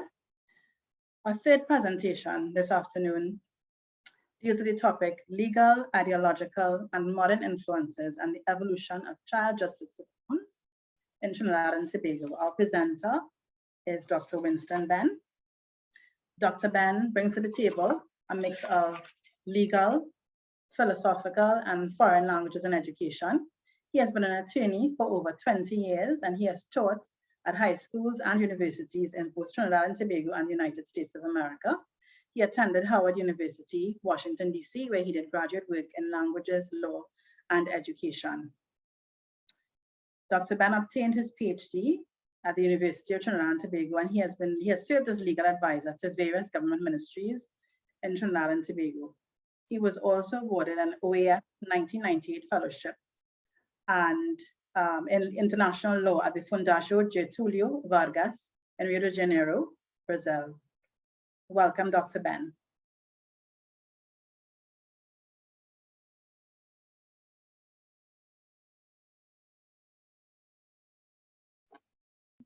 Greetings, ladies and gentlemen. To start your video. Just one second. All right. Okay, I think yes, that's taken care of. So greetings again. And this evening we are discussing. Sure. Yes, okay. Right. So this evening we are discussing the legal and ideological factors with respect to Click share. Just 1 second. Screen. Share, click share there. Oh, okay, fine. Right. Mhm. Mm. This one is- It's carried up. Let's see what is happening. Let me just.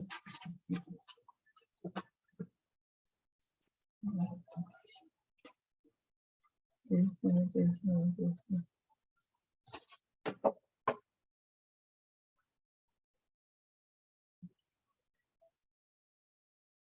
I could go ahead and I don't know. Let me see. Open. No.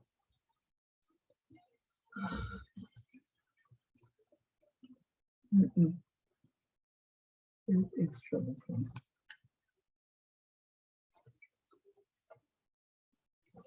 Excuse or something. yeah. There's no. You want to share video, screen. so I write it down. Yeah. My Apologies. most Can I be okay? sincere apologies. I am having a Technical Right. difficulties. technical, yes, indeed. So, Yes, ma'am. I wanted to So do let me that. look your video and try to fix it. So I will turn my video off perhaps and try to Yes, fix it. Try to fix it. Okay. Yes, okay, so I close for the moment. Okay. Perhaps while you try to fix, maybe I can go to the next presenter and come back to you to give you enough Yeah. time. Yes, that will be fine. That will be fine. Okay. First movie. Right. So just turn off your video. You turn off the video? No, Turn off the I video. need to listen. You have to come out and do that. Did you turn off the video? No, just now. I'm turning off everything.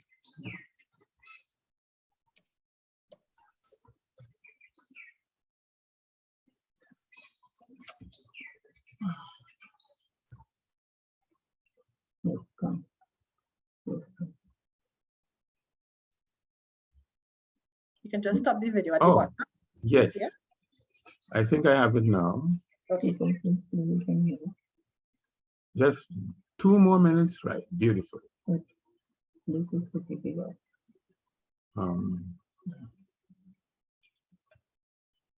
Yes, just It's the video. seeing here. You have to see it.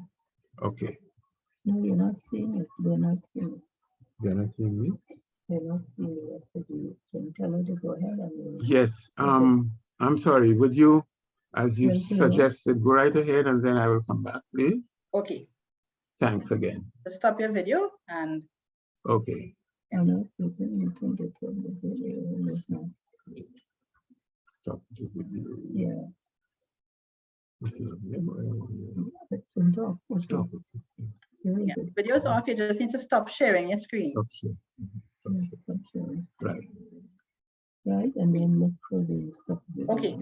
So that happens sometimes at conferences. We have technical difficulties. So perhaps we can go to the next presentation that we had scheduled. I'm sorry, I hope I'm not rushing. Dr. Marsha Hines-Myrie. Our next topic. No, I'm fine. Okay.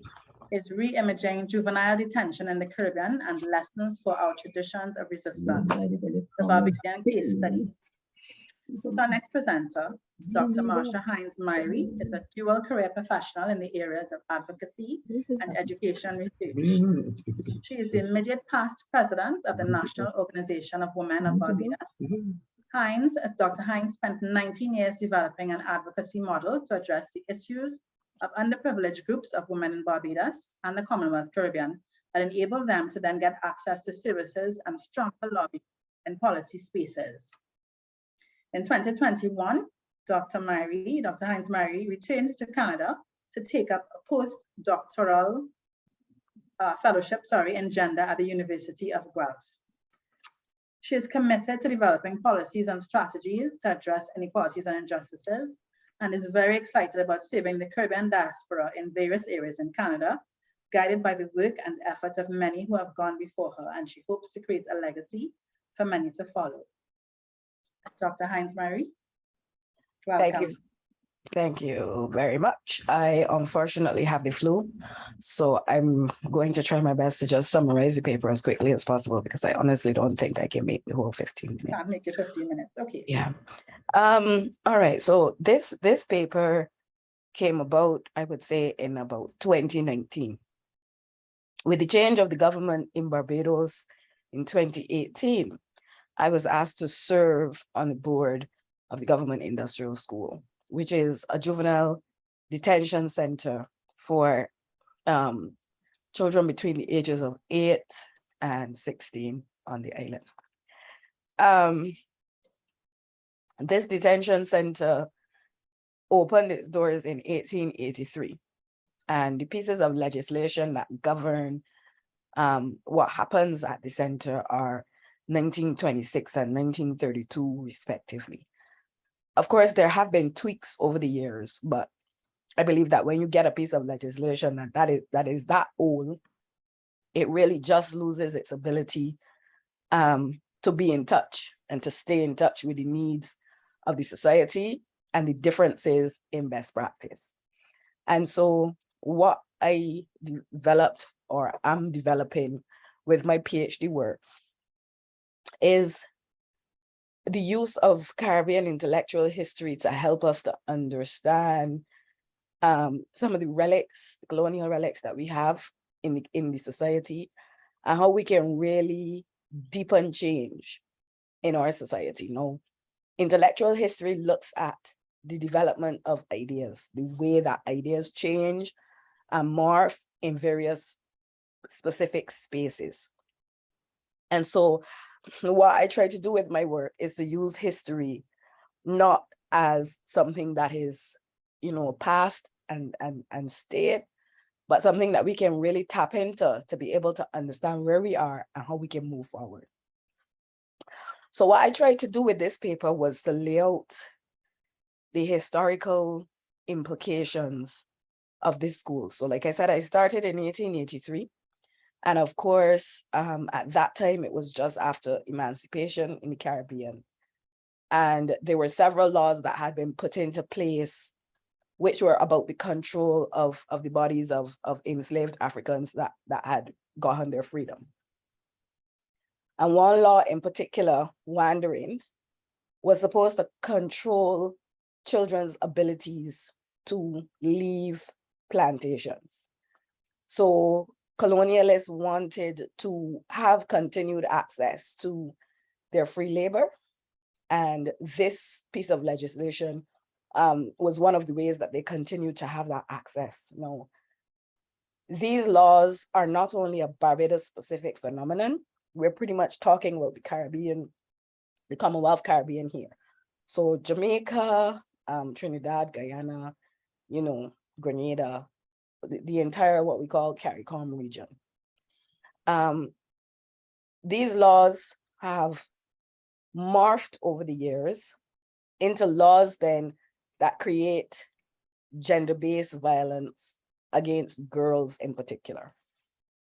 Because what happens is that if you have a girl who's affected by family instability or sexual abuse, and she tries to get away from her family unit, some of them also have mental health issues. And we know that some people with mental health issues prefer to live outside. And so if children present in this way, girl children in particular, they're charged with this very dubious, very old thing called wandering.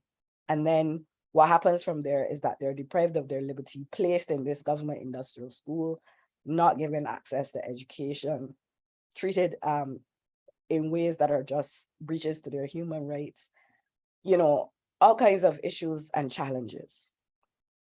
And so when I picked up the deputy position at the school, I'm sorry. when I picked up the position at the school, what I wanted to think through, one of the things that I recognized very early, one of the problems that we had when we looked at the history of the institution, is that we had never really had the build out of a juvenile justice system in Barbados. What we had is 2 institutions that were used to incarcerate children. There was no facility for children at risk.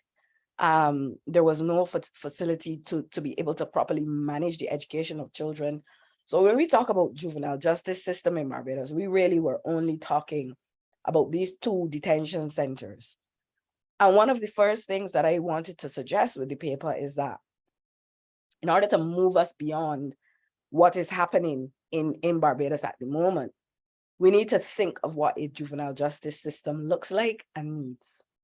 It can't be just that we are taking children's liberty and depriving them of their liberty, while at the same time, the conditions that we're putting them under in this juvenile detention center actually does more harm to them than good.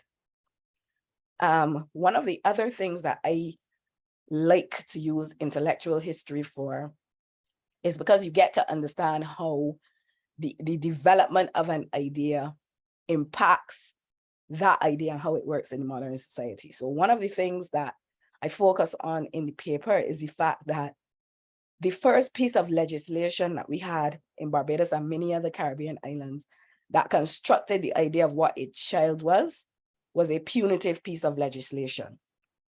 And I believe that when we think about how we view children in the Caribbean currently, we are still very much invested in that punitive understanding of what children are.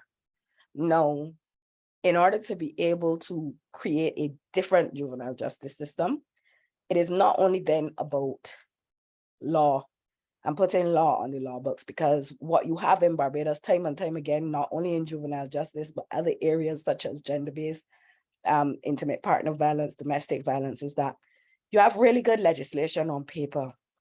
But then when you get to practice, people are doing what they want to do to be able to keep these traditional understandings of things like children, of the reasons why men perpetrate violence, that kind of thing. So my contention in this paper is that not only do we have to think about new and modern and updated legislation, but we also have to think about new and modern and updated organizational structures around our understanding of definitions that are relevant to the juvenile justice system and how we can meet the needs of children who come into contact with that system. Now, one of the things that happens in Barbados is that you do not have a separation of children in need of care and children in conflict with the law.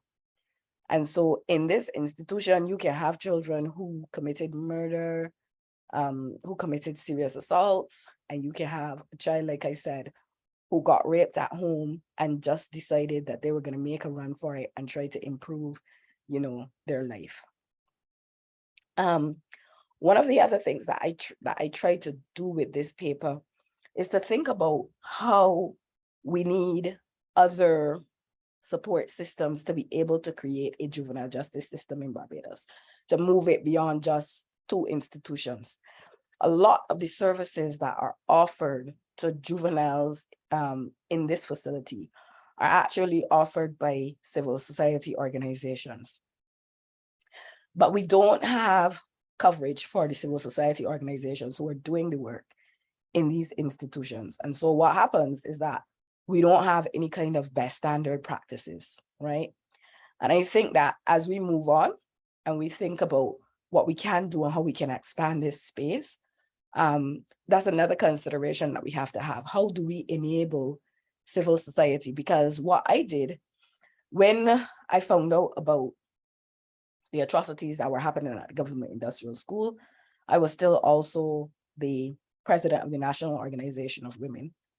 And I just felt that after having spoken to several government ministers, to the Prime Minister, to UNICEF, and not getting satisfactory answers, that I was going to use my advocacy experience and take the issues of the Government Industrial School to the public so that the public could act as the conscience that other people were not displaying. And so in March 2021, I whistle blew on a child who was being kept naked in a cell because she was on suicide watch. And this child was placed in that cell over, I think it was a period of 2 to 3 days, not given any clothes. And then the government came out and tried to make this justification that this is how you have to treat people on suicide watch. Again, all of those practices are archaic, and we've moved beyond that in a big way. And so my question was, I used my position in civil society to be able to draw attention to the issues as they were happening. And so in this paper, I start to think about the placement of civil society in Barbados and what we would need to allow civil society to do that kind of whistleblowing work and that kind of work that keeps the government of Barbados on its feet and honest about these issues. So I think that is pretty much an understanding of what the paper is. When I listened to the other panelists, I felt as though, you know, this is a global South problem. And I'm happy to share in further discussion and that kind of thing, but just in the interest of my voice right now, I'm going to stop there. Thank you very much for your attention. Right, thank you so much, Dr. Hines-Mary, especially for struggling through the flu, although you made just over 11 minutes. So that's what happens when you're passionate about your work. Thank you again. Thank you. I think Dr. Ben is still having some issues. So we're going to go to what was scheduled, what was called to be our 5th presentation today in this session 4. Let me just double check one more time. Okay, he's back. All right, Dr. Ben, are you here? Yes, I'm here. Wonderful, so welcome again. I'm going to give you the floor because I introduced you already, and remember that you have 15 minutes. I will give you a reminder when you have 5 minutes left, okay? Yes, please. Okay. So that I'm right. No, I want to see the screen. Yes, that will give me 5. Yes. Greetings. Greetings. Right, beautiful. Who's a spotlight? Is beautiful? Beautiful. Lovely. Yes, the title of my talk is why isn't it appearing? Yes, hello. Hello Yes, again. Dr. Ben, we're hearing you. Yes, but I'm not seeing the Safia would have sent. I know they're supposed to be sharing the presentation for you. I'm sorry? They should be sharing the presentation for you. Right. Oh, good. Beautiful. Fear not. Thank you so much. Okay. All right. So that the discussion is on the legal, ideological, and modern influences in the evolution of child justice systems. I want for us to recognize that the emphasis with respect to this topic, to the evolution of child justice systems, is shifting more towards an holistic approach. And as a result, greater attention is paid to legal and policy reform.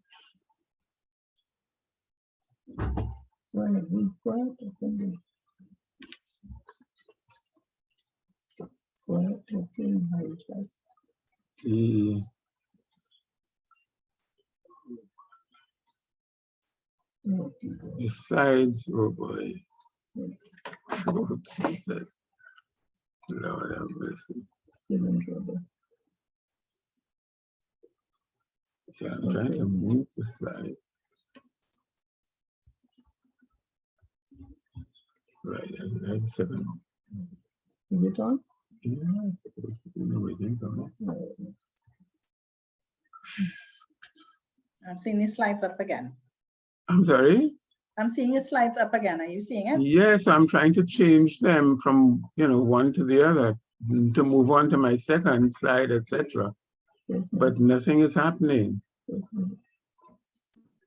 Let me see. They can move it for any background.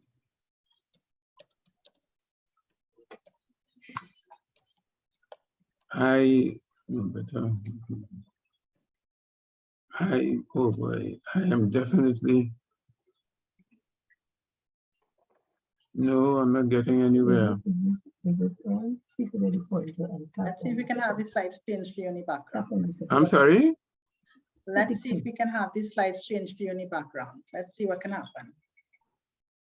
Tap on the second slide and tap it.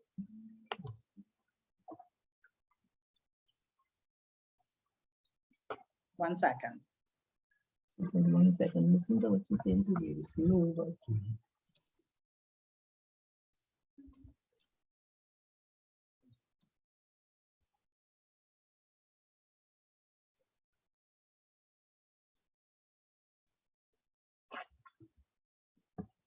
Let's start with the changing of that.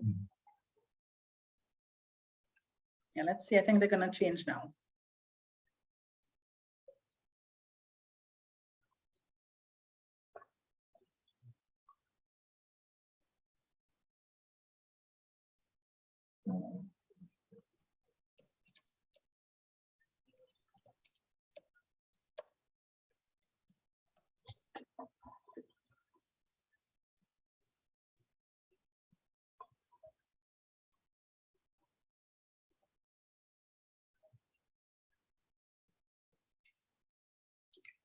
this one. That's the one that's showing now. And that's it. It's not moving on. Just like that.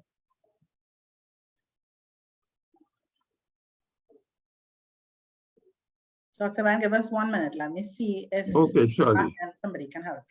Hold on. I'll be thankful.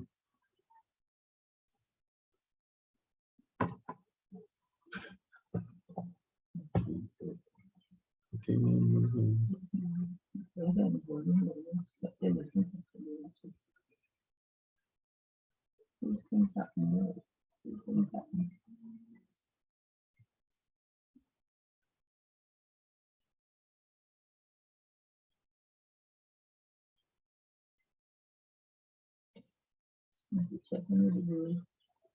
Exactly. Hello, Chair. Chair. Hello. Chair. Yes, I'm here. Yes, what I can do, let me talk to Dr. Ben over the phone, and perhaps you can go on to the I'm going to next. go on to last, because I know they're trying to help them on the back end. All right, Dr. Ben? Thank you. Sorry about Okay, this thank again. you. If you can turn Thank off the you. camera again and mute the mic, and then they'll try to help you. Okay, I do appreciate. No problem. This one for me. Yes. Leave it. Okay. Don't forget to turn off the microphone. Yes, indeed. Yeah. Okay, thank you so much. Okay, ladies and gents, so we're going to go to what was originally called to be the last presentation while we see if we can assist Dr. Ben on the back end. Okay, so the fifth topic was a look into how juvenile justice is managed and adjudicated within a Commonwealth nation. And this is a dual presentation again, given by Delia Giddings-Stedman and Abidi Mack. And just to tell you a bit about our two presenters, Abidi Mack is a postdoctoral fellow, at McMaster University, the Groot School of Business in Hamilton, Ontario, Canada. He also works as a lecturer and research supervisor at the University of Western East Open Campus, teaching at both the graduate and undergraduate levels. He has been an educator and a vocational practitioner for over 20 years and is passionate about contributing to the body of knowledge towards TVETs, of course, as technical vocational education growth. He's an educator with a deep-seated passion for developing people. And Delia Dorothy Giddings-Stedman, our other presenter, holds a BSc in social work and an MSc in management, public sector. She's been a welfare officer and has been employed by the government of Dominica within the social welfare division for the past 16 years. Her work experience as a welfare and probation officer has exposed her to working with young persons and youth at risk. Her broad knowledge and experience as a community mobilizer in developing, coordinating, and facilitating social and other economic programs for young people and their families. We welcome Dorothy Giddings-Stedman and the PD Mark. A reminder that you have 15 minutes. I'll remind you when you have 5 minutes left in the chat, okay?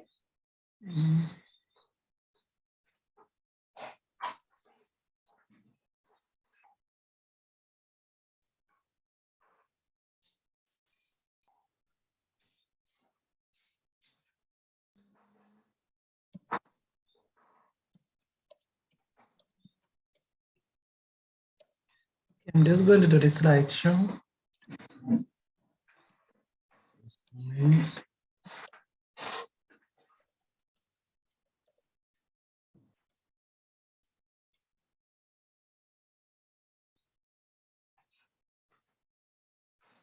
Okay, good afternoon, everyone again. Can you all hear me? And welcome. Yes. This presentation is based on the findings of an academic research thesis. And I would like to apologize this afternoon for Dr. Mark, who is unable to make it due to some family emergencies. A look into how juvenile justice is managed and adjudicated within a Commonwealth nation.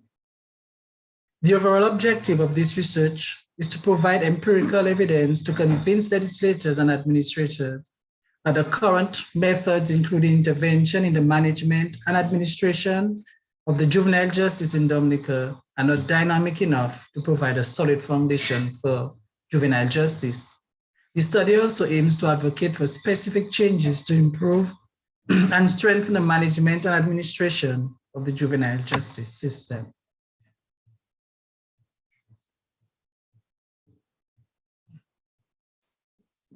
The study contains a comprehensive analysis of the Children and Young Persons Act, Chapter 3750 of the Dominica Revised Laws of 2017, amongst other applicable legal provisions that govern Dominica. And the Children and Young Persons Act is the main piece of legislation utilized by the court when a juvenile allegedly commits a crime. And that law also deals with the matters of care and protection.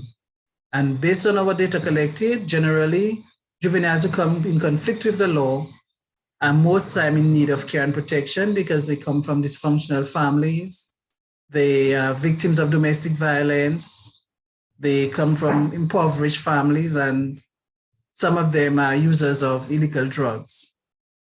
It also focuses on how laws conform to the Child Rights Convention and other international agreements vis-a-vis the juvenile justice system management and administration in Dominica. And while Dominica legislative framework considers global treaties in the decision-making process for legislation and guiding principles, there are inherent shortcomings. And for example, we have flogging and whipping, which are still mandated in the legislation related to child justice. Ms. Giddings-Stedman, Yeah. sorry to interrupt you. I put it in the chat, but I don't think you've seen it. The presentation isn't up. It's not up? No. What we're seeing are a list of documents and Oh, well, just give me a second. I thought, well, I'm seeing it. That's why I was wondering.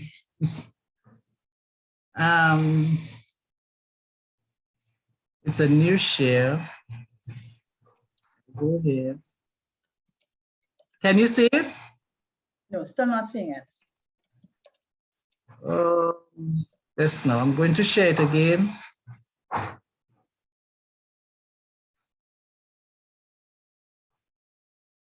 Okay. What do I press? I press share screen. Right. And then it is showing on my side. Right. Then I'm seeing you are sharing screen. We're going to see it on slideshow, sorry. Oh, just a minute. Give me a sec. Oh, just a minute. You have slideshow and I go from beginning. You can see it? Right. Yes, we're seeing it now. Oh, because that's how I had it a while ago. Okay, so I would have to start all over again? No, you could go to just go to the slide that corresponds to what you were saying because you were talking through the presentation. Okay, all right. Yeah. Okay, so we say that while, so for instance, flogging and whipping are still mandated in legislation related to child justice, and also under the Education Act of Dominica, Section 49 refers to corporal punishment. And these legislative frameworks, based on the Convention on the Rights of the Child, infringes on the basic rights of the child. If we look at the articles in the United Nations Rights of the Child, 37, 39, and 40, Articles 54 in the Rehab Guidelines, and Articles 5 and 6 of the Beijing Rules. All these provide guidelines on how children should be treated while in the criminal justice system. The study identifies legislative institutional reform that has characterized the child's best interest in juvenile justice, reinforcing conformity with the United Nations Convention. Legislative reform ranks the highest priority in the research, with the Child Rights Convention of the United Nations playing a significant role in generating legislative reform. The research also spotlights the need to focus on the child's best interests and identified gaps in national mechanisms regarding the care and protection of children. And we say emphasis should be placed on the fact that Dominica, having signed on to the Convention on the Rights of the Child in 1989, can be viewed as the government's commitment to safeguarding the children's right. However, findings reveal that the justice system still does not reflect many of the Convention of the Rights guiding principles. For example, in the best interest of the child, under the juvenile justice system, there is limited access to effective mental health services. There are three research questions.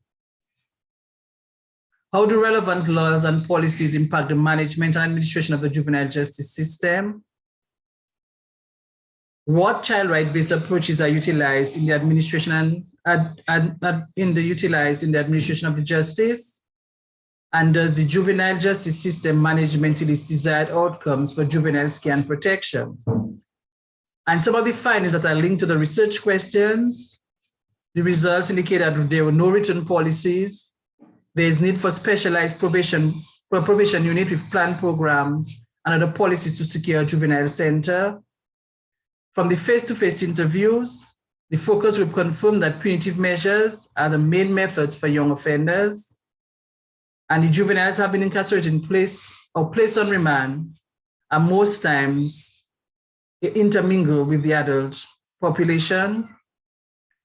And then while we do not have while there's need for juvenile justice reform, the juvenile courts protocol, there are some changes that are made to the juvenile court protocol, whereby in the absence of a family court, what we have found out is that there's presence of a probation officer whenever there is a juvenile court. The prosecutor and the police officers are usually dressed in plain clothes to neutralize the environment and also to prevent the young persons from feeling intimidated. And the magistrates and them, what we have observed during our observation in our data collection is that they express a lot of patience and use their initiative in sentencing, given the limited options that are available in sentencing. Sometimes the magistrates, what we observed, would have used skills training programs, allow the young persons to attend skills training programs.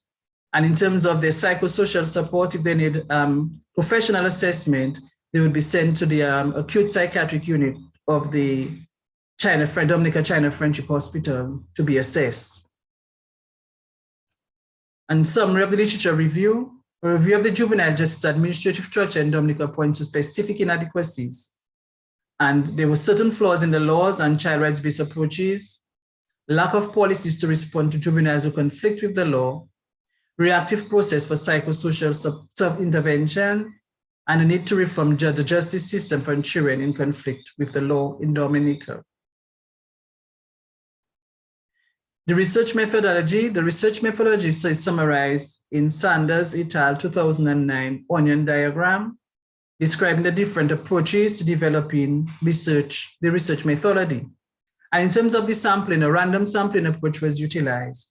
And we had our respondents came from the judiciary system, professionals within the juvenile justice system, and young persons who had already conflicted with the law. In terms of the secondary data, it was obtained from content analysis, pre-existing data, including data from the police and the social services. And this method allowed the researchers to investigate the laws, policies, child rights approaches, and juvenile care and protection to determine if the approaches were being carried out in the administration and management of the juvenile justice system in Dominica. A qualitative approach was also utilized. 3 main themes was as a result of our findings. And the 3 main themes we had was legislative reform. And under legislative reform, we looked at the review of the laws, alternative policies for sentencing, for probation. The laws should be diversion focused, and they were called for enacting of the Child Justice Bill. And this bill seeks to improve the way juvenile matters are handled and aims to direct such cases from the court. Under the child justice, we look at child protection, a place of safety for the young persons, which we do not have right at the moment, to take a restorative approach in terms of juvenile justice. In terms of the legal representation, there is minimal legal representation as we observed, in that the legal aid services have limited staffing, and most times they're unable to represent all the juveniles who come before the court. And what you have is that a juvenile may go before the court, there'll be legal terms being used for them, and given that they do not understand the legal term, they do not have a voice in terms of their decisions that they would have to make when they are brought before the court. In terms of the physical structures, the 3rd theme was physical structures and services and programs. Well, programs for within the probation system, we need a more structured programs, training for professionals, because you find that within the justice system, there are some persons who are untrained and they're doing more harm than good for the juveniles. There is need for a juvenile facility, and then a better approach should be taken in terms of rehabilitation, prevention, intervention. A more proactive approach should be taken rather than a reactive approach, which is now being taken, is after the fact, certain things are being done. And in conclusion, findings prove that existing legislation and practices that govern the management and administration of the juvenile justice system in Dominica do not fully conform to international standards. This situation is because there are loophools in the laws that need to be reviewed. The laws are antiquated. The punitive approach to the juvenile justice system, absence of an established probation unit, non-existent correctional facilities or safe homes, insufficient support from the legal aid service, and unavailability of structured programs. And based on our findings, these are the recommendations that are being made: amendment to the laws and policies to provide a better, more robust legal aid system for children who come in conflict with the law, policies on probation, to have a safe home and detention center be erected, because that for now we have the children who have been brought before the court that have to be detained. Most times, if they have to be detained, they would be detained at the Dominica State Prison, and this is not in their best interest. And what most of them, because of the stigma attached to persons who goes into prison, it affects them when they come out in terms of rehabilitation and reintegration into society, and the professional capacity and training of persons who work with persons work with the children who come in conflict with the law. Thank you. Any questions? Thank you so much, Ms. Giddings-Stedman, for your presentation. And of course, we will entertain questions after the very last presentation, which originally was yours, but we're going to return to Dr. Ben at this point. Dr. Ben, are you there?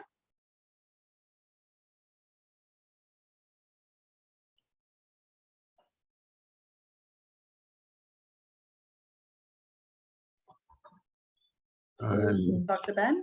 Yes, good. Great. I think I have it straight. You're going to talk through your presentation without the slides, I understand. Right, without the slides, okay? Okay, so 15 minutes, and I'll interrupt you. And you have 15 minutes, and I'll interrupt you a bit and remind you when you have 5 minutes left. Thank you, thank you, thank you. Okay, so my discussion with the group, first of all, again, greetings and so on, is on the topic of legal, ideological, and modern influences in the evolution of the child justice system in TNT. We must first recognize that the emphasis with respect to the evolution, or speaking of the evolution of the child justice system, the emphasis is shifted somewhat in that the emphasis is now on legal policy and reforms. Now, in order, let me just change, oh shucks, right. Yes. Let me talk now in terms of the aims and objectives of the paper. The aim is purely to present a platform that allows for the analysis, but more so, but first of all, an understanding of the child justice system. And that presentation of the child justice system is done by means of, with reference to, number one, the legislation that is before us, so that we draw upon the legislation, we draw upon reports coming from the different bodies. For example, the Children's Authority itself, the UNDP, etc. We also draw upon recommendations, as I said, sorry, but we also draw upon the convention itself, the CRC convention, which remains, of course, a standard reference. We look at the language of the convention with a view to making a proper legal interpretation of the convention. My literature review can be looked at in two parts. Number one, I would make mention of, first and foremost, legislation. A whole array of legislation designed, again, to bring about betterment in the child justice system. But in addition, or side by side with legislation, we examine the institutions through which, or by means of which, the child justice system is brought to fruition. Now, on my slide, again, my apologies. I see this Convention on the Rights of the Child as so important that on my slide I have an excerpt, where I make mention verbatim of the language of the convention. And I do this, and in so doing, rather, I emphasize certain words, certain requirements of the convention itself. For example, the convention talks about recognizing neglect, recognizing negligence. But there again, that has to be interpreted in a legal framework. What is negligence? What constitutes negligence? And when do we have a negligent act in the law? And I think it incumbent upon me, for example, to mention that there must first be a duty of care owed by the respective parties to the child.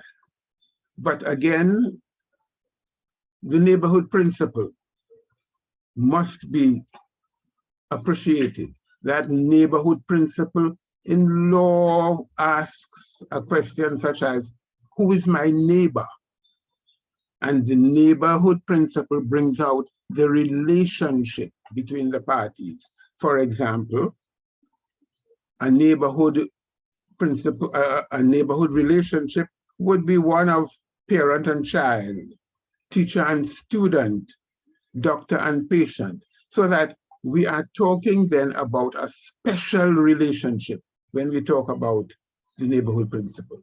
But in order to establish that negligence, we must first establish proximate cause. We must also establish that there is injury, and then that the injury has caused harm, as the case may be.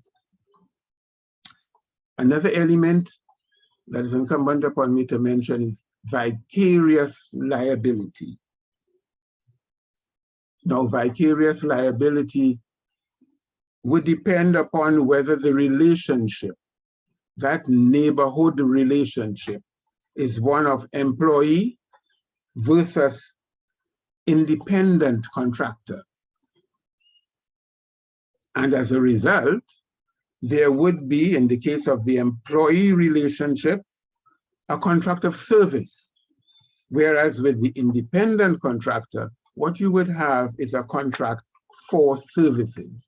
In the one hand, with the contract of services, the employer himself can be liable. Whereas in the case of the contract for services, i.e. the independent contractor, he may not be liable. Again, if I may mention, you would have heard of legislation that consists of a package.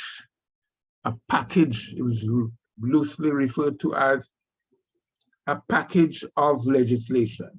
And that package of legislation, again, it is done, it is drafted in conformity with the provisions of the UNCRC, okay? Among those offenses, among that bit of legislation that we need to look at, I cannot list, I would have put some on the slide, but if I may mention a few more. For example, there's the Offenses Against the Persons Act. I think this is critical. That's chapter 1108. It was enacted in 1925, and it is updated up to 2007. And some of the sections, generally what it does is affords protection against physical abuse, neglect, and abortion. But special sections I make mention of, such as section 21, whereby we are talking about exposing children so that life is endangered. That is addressed. Also addressed is the abduction of a girl under the age of 14. Section 48 takes care of that. Section 54 talks about child stealing. Sections 56 to 57 about abortion. So you see the coverage of the Offenses Against the Person Act. And last of all, there's the question of concealment of birth. That's section 58. The Sexual Offences Act itself, again, will go into the offenses in even more detail. I want to make mention, I want to turn to the Children's Authority itself. And Dr. Ben, sorry to interrupt yes, you. You have please. 5 minutes left. Huh? 5 minutes left. Okay, fine. Okay. With respect to the Children's Authority itself, again with a view to accommodating child justice, they have 5 mandates, which I may refer to briefly. There is the question of care and protection. There is child justice. There is the question of the children's homes and foster care. And what is the objective? What is the rationale? What do they do as a result of this? They monitor the 40 existing homes and the 2 rehab centers with a view to ensuring that the facilities meet standards as set out in the regulations of the Children's Authority. Likewise, adoption. The adoption unit would receive applications from potential adopters, and they would make recommendations to the court as to whether the adoption is in the best interest of the child. And here again, the legal language, as far as the family court would say, must give attention to this question of what is in the interest of the child.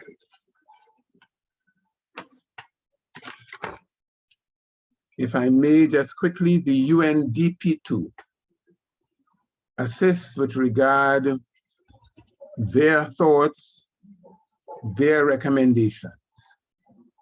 The adoption of a people-centered approach is what they recommend. They recommend that Caribbean countries should strive to facilitate access to justice and more equitable access to justice at that. The building and strengthening of partnerships. They serve to promote the rights of every child in the sense that it helps to negate abuse, neglect, exploitation, violence. We can talk in terms of the children's own initiatives by way of bodies such as the Save the Children 2013. The participants, if I may, because this, as I said, is a qualitative study, so that as far as methodology goes, we would have interviewed a number of respondents. We would have done the necessary data analysis and would have been in a position then to arrive at findings.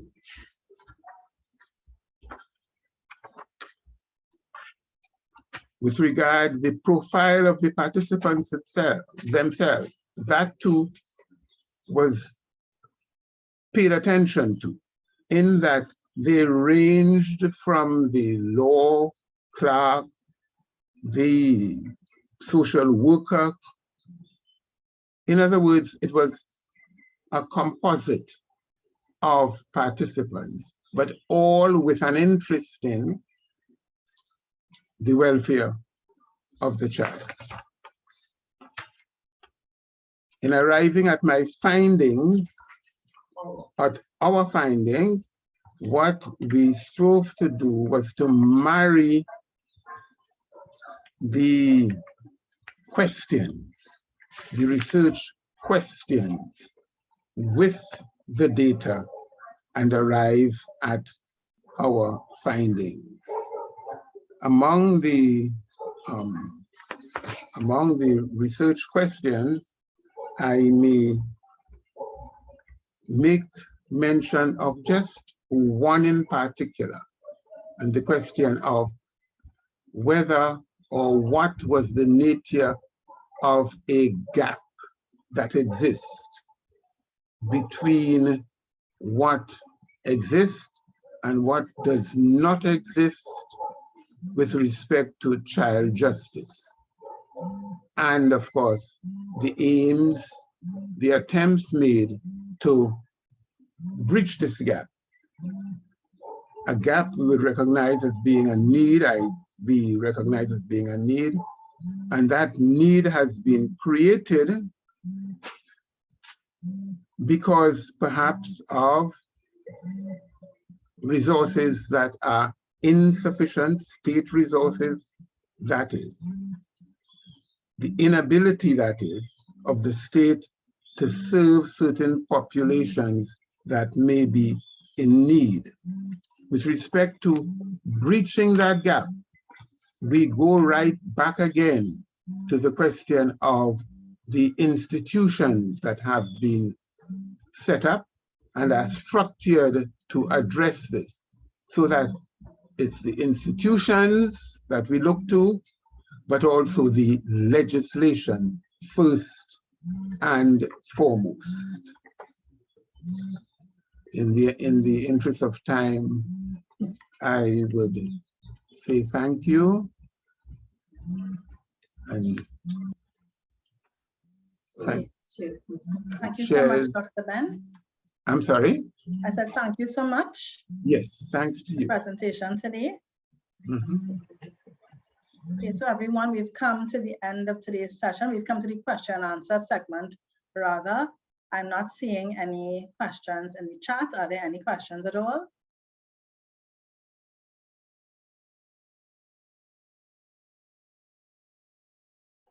Okay, well, if there are no questions, I want to thank all our presenters today and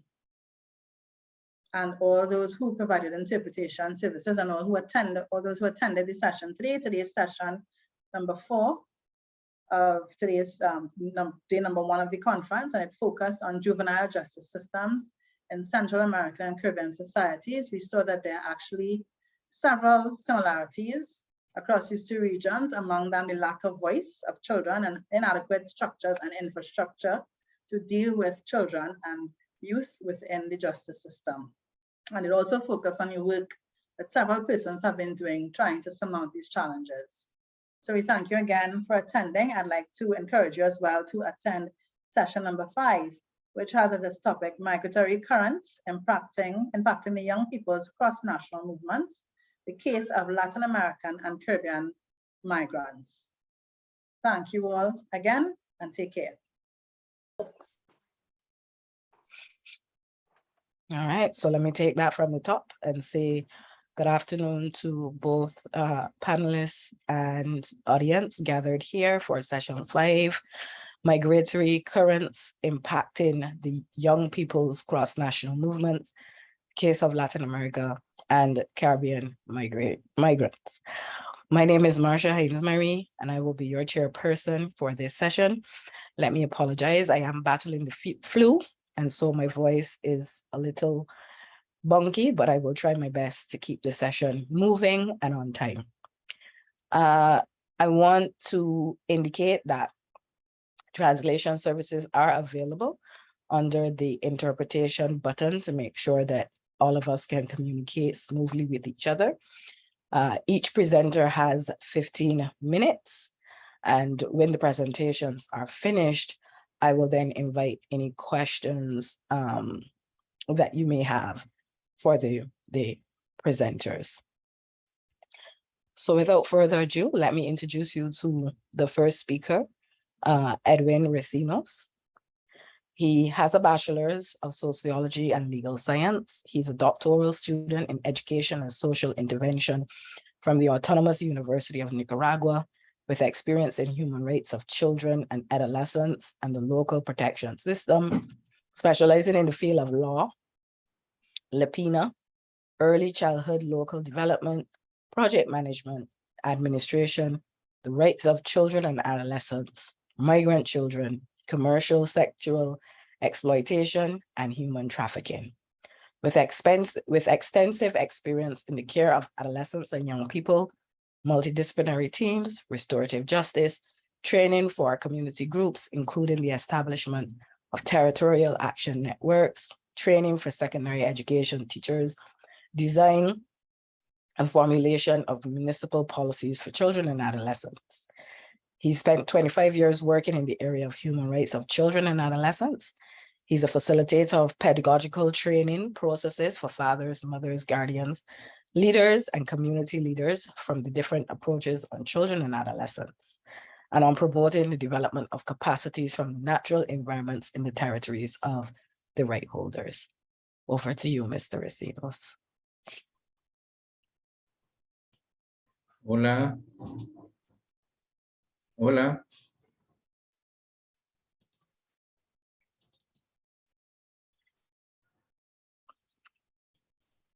Hola. I can hear you. Go ahead. No with your English. presentation. Hola, ¿me escuchan? Listen.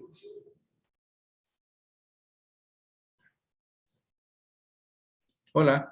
I'm sorry, ask the question again, please. Yes, we are hearing, we are hearing. I can hear you, Mr. Recinos. Bueno, no sé si me están escuchando. Yes, Hola. we can hear him quite clearly. Buenas tardes a todos y a todas. En el marco de la invitación que nos hicieron, pues vamos a presentar uno de los artículos que estamos preparando en el marco del proyecto Derechos de la Niñez y la Protección Juvenil en las Américas. Es parte del proyecto de RCYP y que venimos trabajando también en el sistema de protección como en el sistema migratorio de El Salvador. Comentarles pues que prácticamente a través de algunas consultas que pudimos hacer en el marco del sistema de protección en El Salvador, que es parte, digamos, de la atención para niños y adolescentes retornados voluntariamente o no, de México, Estados Unidos y otros países, es que pudimos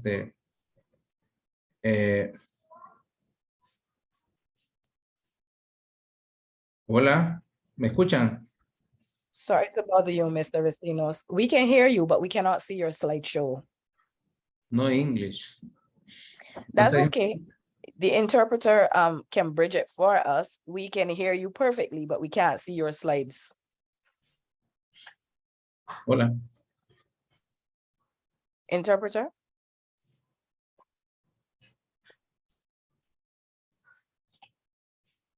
Hola. Oh. Okay, so if you go to the bottom of your Zoom screen, maybe I'll guide you through it and you can guide him through it. If you go to the bottom, it has mute on the left, start video. It has participants, Q&A, chat, screen share, raise hand, record. And then it has interpretation. And I think what he would turn on is the Spanish, to be able to talk with us.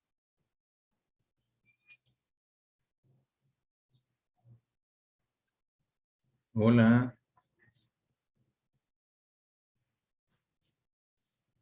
Interpreter, did you get him that message?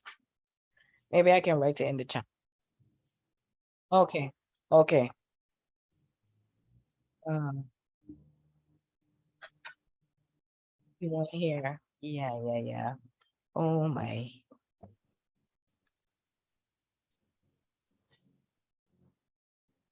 Chat. Mr. Recinos, look at the chat. ¿Cómo se dice chat en español?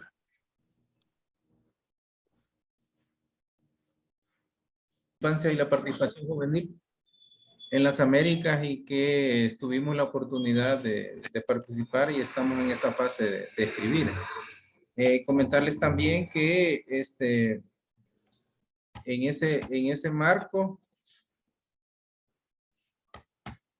marco del proceso es que venimos desarrollando diversas entrevistas con los representantes del sistema de protección, que es parte, perdón, no sé si ustedes la tienen ahí, que me la suban, porfa. Hola. Hola. Sí, que me Safia, suba, le maybe you digo, need no to sé. change the slides. No puedo pasarla. Ahí también, gracias. Bueno, como les decía, pues hemos podido entrevistar a adolescentes. Hemos realizado el total de 51 entrevistas a adolescentes entre hombres y mujeres de 16 a 24 años que han sido retornados a instituciones académicas también, maestros y maestras del Ministerio de Educación, del Consejo de Niñez, el CONA. Como ustedes quizás alguna oportunidad de hablar, a partir de enero prácticamente surge una nueva institucionalidad que es con la ley Crecer Juntos. También a jóvenes que tuvieron las aspiraciones o siguen teniendo las aspiraciones de viajar a Estados Unidos y Canadá. Gobiernos municipales que trabajan con migrantes retornados. Los gobiernos municipales principalmente son los que lindan en las fronteras. Hay como 6 alcaldías que están trabajando con jóvenes y mujeres, hombres retornados y que realizan trabajos de emprendedurismo, asesoría laboral, y también procesos psicológicos en la atención del inmigrante. También Ministerio de Relaciones Exteriores, hemos podido establecer también entrevistas con ellos, también con algunas personas que por ese medio llegaron, es decir, mayores de edad también, y con ONGs locales. Entonces, hemos tenido una variedad de percepciones acerca de adolescentes jóvenes que también que fueron retornados y que no han contado su experiencia de emigrar, el proceso migratorio, ya sea la preparación, las relaciones que tuvieron que establecer con sus familiares en Estados Unidos, principalmente porque uno de los países que la mayoría de jóvenes y adolescentes buscan migrar. Bueno, las motivaciones, pues las motivaciones siguen siendo particularmente unas de carácter económico, pues, y que están prácticamente marcando las décadas en el país. En el país, los primeros estudios que andan sobre las migraciones de adultos es por el año 1884, que se inicia particularmente la primera familia que llega a Estados Unidos, llega a Nueva York, y que prácticamente comienza a migrarse del país. A partir de ese proceso, con la guerra civil, obviamente, se aceleró la migración, pues el asilo y el refugio, dos figuras jurídicas que lograron diferentes países recibir migrantes. Entonces, las motivaciones, como nos decía uno de los entrevistados, que tiene que ver que prácticamente a nivel universitario es que es poco lo que se encuentra. Entonces, muchas personas con 14, 15 años lectivos estudiados, es poca las oportunidades que se encuentran, ¿verdad? También la situación, obviamente, en el ámbito laboral, pues los derechos humanos siguen prestando mucha atención, pues porque inclusive los entrevistados nos han dicho que el tema de la desigualdad en el ámbito el laboral es difícil insertarse, pues entonces hay muchas motivaciones que tienen que ver con motivaciones antiguas. Y claro, esto tiene que ver con muchos de los modelos que implementan particularmente en nuestros países de América Central, altamente desiguales en términos sociales, económicos, académicos. Entonces sí, es una de las motivaciones principales que nos motivan a acelerar el viaje. Bueno, otros de los jóvenes también nos manifestaban en el mismo proceso que las circunstancias lo llevó, pues las circunstancias familiares de salud lo llevaron también a agarrar ese viaje, pues a Estados Unidos. Entonces, lo interesante aquí de este proceso es que muchos de los jóvenes que entrevistamos fueron iniciativa propia. O sea, los enfoques hay veces que tienen que ver con niñez y adolescentes y jóvenes que los niños son incapaces. Bueno, jurídicamente se les sigue hablando que son incapaces, aunque la ley lo establece que tienen capacidad para el ejercicio y el goce de sus derechos. Mucha de la institucionalidad, particularmente, siempre están pidiendo autorización a los padres o a los responsables. Entonces, en ese contexto, la migración sigue siendo un proceso marcado por las condiciones difíciles, pues, y que en los territorios no hay mecanismos de compensación social. Generalmente los jóvenes que emigran es poca la participación, bueno, y así logramos hallar en las entrevistas la participación en procesos culturales, extracurriculares o de formación laboral. Generalmente el único espacio, digamos, de participación que tienen los jóvenes es en el ámbito religioso, ¿verdad? Que participan, pero en términos políticos, sociales, económicos es bien pobre, es bien mínima la participación. Bueno, aquí particularmente tiene que ver con lo que hablábamos, la experiencia, ¿va? De las motivaciones. Y el título tiene que referido que, y esto es bien interesante porque para los adultos, y tiene que ver con las teorías un poco antañas sobre lo que le llamaban el adultocentrismo, tiene que ver precisamente cómo nosotros visualizamos el tema de la migración, porque para el joven es, digamos, un proceso de posiblemente, y esto entre comillas, de crecimiento personal, de crecimiento emocional, porque si ustedes se fijan, lo que dice prácticamente que eso ha habido un momento que lloró y que aprendió y es un proceso de aprendizaje colectivo. Entonces sí, tiene que ver mucho con esas capacidades de los jóvenes resilientes, ¿va?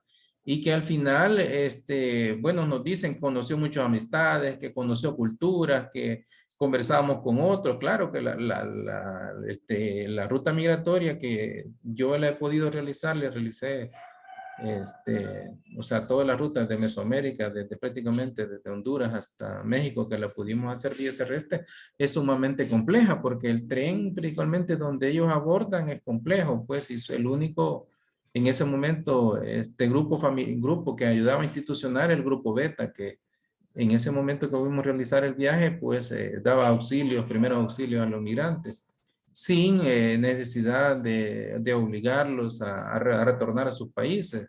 Por el contrario, sí le brindaban agua, en algunas ocasiones comidas enlatadas o medicina, pero sí el viaje es complicado, es altamente emocionalmente denso y que se ven situaciones complejas, ¿verdad? Por eso hay muchas ONGs en Tapachula, en Oaxaca, que les dan condones inclusive femeninos a la adolescente, a las 2 mujeres, minutes more. precisamente por la situación. Bueno, la otra experiencia que tiene que ver precisamente es ese proceso que el joven asimila y construye a partir del viaje. Y aquí tiene que ver con el ejercicio precisamente de construir su futuro, de construir su proyecto de vida, ¿verdad? Entonces, ellos lo miran, y claro, y que hablo desde la titularidad de sus derechos, del ejercicio de sus derechos, lo miran como un proceso de aprendizaje individual y a través colectivo, porque pudo conocer, pudo experimentar, pudo establecer esos diálogos con otros adolescentes, otras mujeres de otros países. Entonces, sí, es sumamente complejo porque como hay unos van, digamos, con la famosa figura del coyote. Entonces, hoy los famosos coyotes que compran las pacas que vienen de Estados Unidos, por cierto, y que los van vistiendo según la costumbre, las vestimentas de cada país. Entonces, hay veces los meten dentro de la población, entre comillas, civil, ¿va? Y que los disfrazan ahí para que no sean ubicados por migración en México, inclusive en Guatemala. Claro, aquellos que tienen que ver, que pagan pues el viaje. Aquí, un viaje de aquí está costando $10,000. Y hoy en las entrevistas pudimos detectar que hoy hay digamos, un sobrecargo, si se puede decir así. Sobrecargo en el sentido de que les dan una clave o les dan un número. Cuando llegan a México, esa clave, ese número, ellos tienen que presentarlo a la otra persona que se los entrega. Y de acuerdo al código que llevan en ese papelito o en la clave que les dan, que se la aprendan, y esto es testimonial, nos ha dado a varias personas, nos han dicho, es que los logran pasar. O sea, aquellos que, por ejemplo, se tardan en el viaje 21, 15 días, porque a mí me extrañó muchos adolescentes que entrevistamos que en 15 días de aquí de El Salvador lograron llegar a Texas, lograron llegar a Estados Unidos. Entonces, ese proceso, digamos, hay un cobro extra que le están haciendo los coyotes y que tiene que ver con aumentar el precio y que hay como, digamos, clase A, clase B y clase C, etcétera, cuando se viaja en autobús, en avión. Interpreter, his time is up. Entonces, tiene que ver con eso. Entonces, lo que decimos, pues, es que Yeah, I'm trying to count him down. His time is up. esa verbalización de las emociones tiene que ver precisamente con su Ok. Ok, solo los hallazgos quizás. No sé si ahí podemos presentarlo. Sure. Perdón. Bueno, los entrevistados observan su proyecto de vida de la migración, ¿va? La oportunidad de ser oído y escuchado, porque tienen que ver, hay un convivio, hay una relación muy, muy íntima entre la familia cuando hay un grupo familiar que ha migrado por generaciones, ¿verdad? Y que buscan salir de la pobreza. Lo otro también que la migración no es ajena en estos espacios familiares, porque existe en muchos hogares un legado familiar, ¿va? Es decir, que ya es la tercera o cuarta generación y que desde la primera infancia están preparando al niño, al adolescente, al joven para que emigre de estos países. Y asimismo, como el tercer hallazgo es que esta manifestación sigilosa de migrantes jóvenes y adolescentes es una forma de respuesta al sistema también, que el sistema que obviamente que tenemos una institucionalidad, El Salvador, bueno, y Guatemala, que he podido conocer, Honduras, otros países, inquisidora, que siempre está jugando al adolescente y que no es capaz de que darles espacio para la exigibilidad, justicialidad de sus derechos. Entonces, es un tema sumamente complejo que seguimos investigando. Y gracias y las disculpas por los problemas de conexión. Buenas tardes.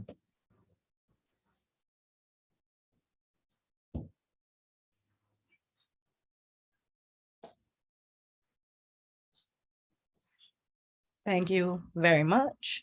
We now move on to the second presentation in the panel. Mr. Cleophas Pierre is an ILO-trained labor market and migration consultant, specializing in the fields of employment, underemployment, and unemployment, and is currently the leading researcher in the Caribbean region. His primary area of expertise is in the field of migration and labor market research. This field involves matters relating to forced migration, human trafficking, migrant smuggling, migrants' labor rights, data analytics, social research, conducting surveys, and the formulation of labor market information systems. Over the last 10 years, Dr. Pierre conducted in excess of 60 consultancies in more than 30 countries and has been on several overseas missions as a team member to review, evaluate, and appraise programs aimed at promoting labor market research in the countries of Latin America, the Caribbean region, and Africa. In 2012, Dr. Pierre was one of the 4-person team that completed the first labor market needs analysis in the Organization of Eastern Caribbean States. Additionally, Dr. Pierre, who was part of a small team that conducted the recent EU thematic global evaluation survey and QUAP in the sectors of employment, social inclusion, including vocational training or TVET. The thematic global education survey was conducted in the countries of Chile, Jamaica, and Kyrgyzstan, Morocco, Ukraine, South Africa, and Vietnam. Between 2016 and 2021, Dr. Pierre and his firm conducted 11 of the largest comprehensive studies on statistics, labor migration, and human trafficking in the Caribbean region. Dr. Pierre, welcome. Yes, good afternoon. Good afternoon, everyone. Are you all hearing me? Yes, we can hear you very well. Good, and I'm going to ask you to just monitor the chat so that I don't have to speak over you to give you your time counters. Yes, good. Okay, then. Okay. So I would share my screen.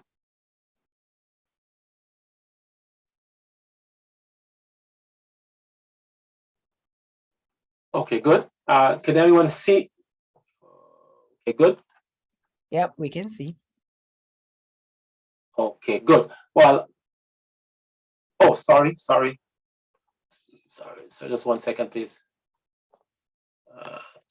Let me just take this off.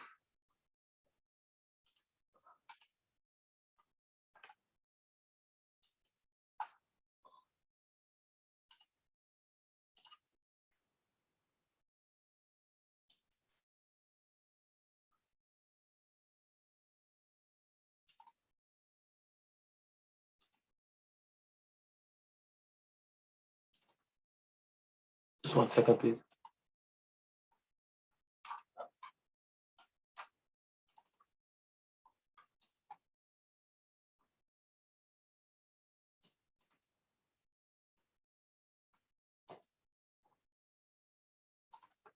Oh, just 1 second. Just 1 second, please. I had it up here once. Just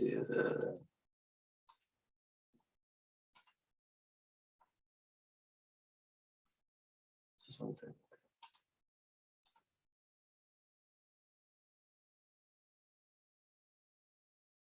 Okay, good. Right. Can everybody see? Can everyone see now? Hello? Share your screen again, please. Okay, let me just share my screen again.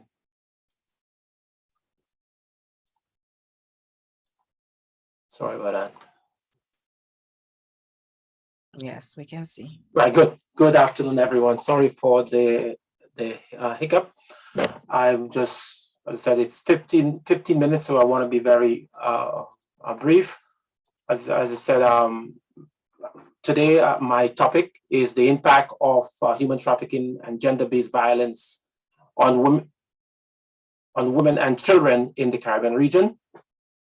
Okay, just a introduction. As I said, I'll give some information about myself.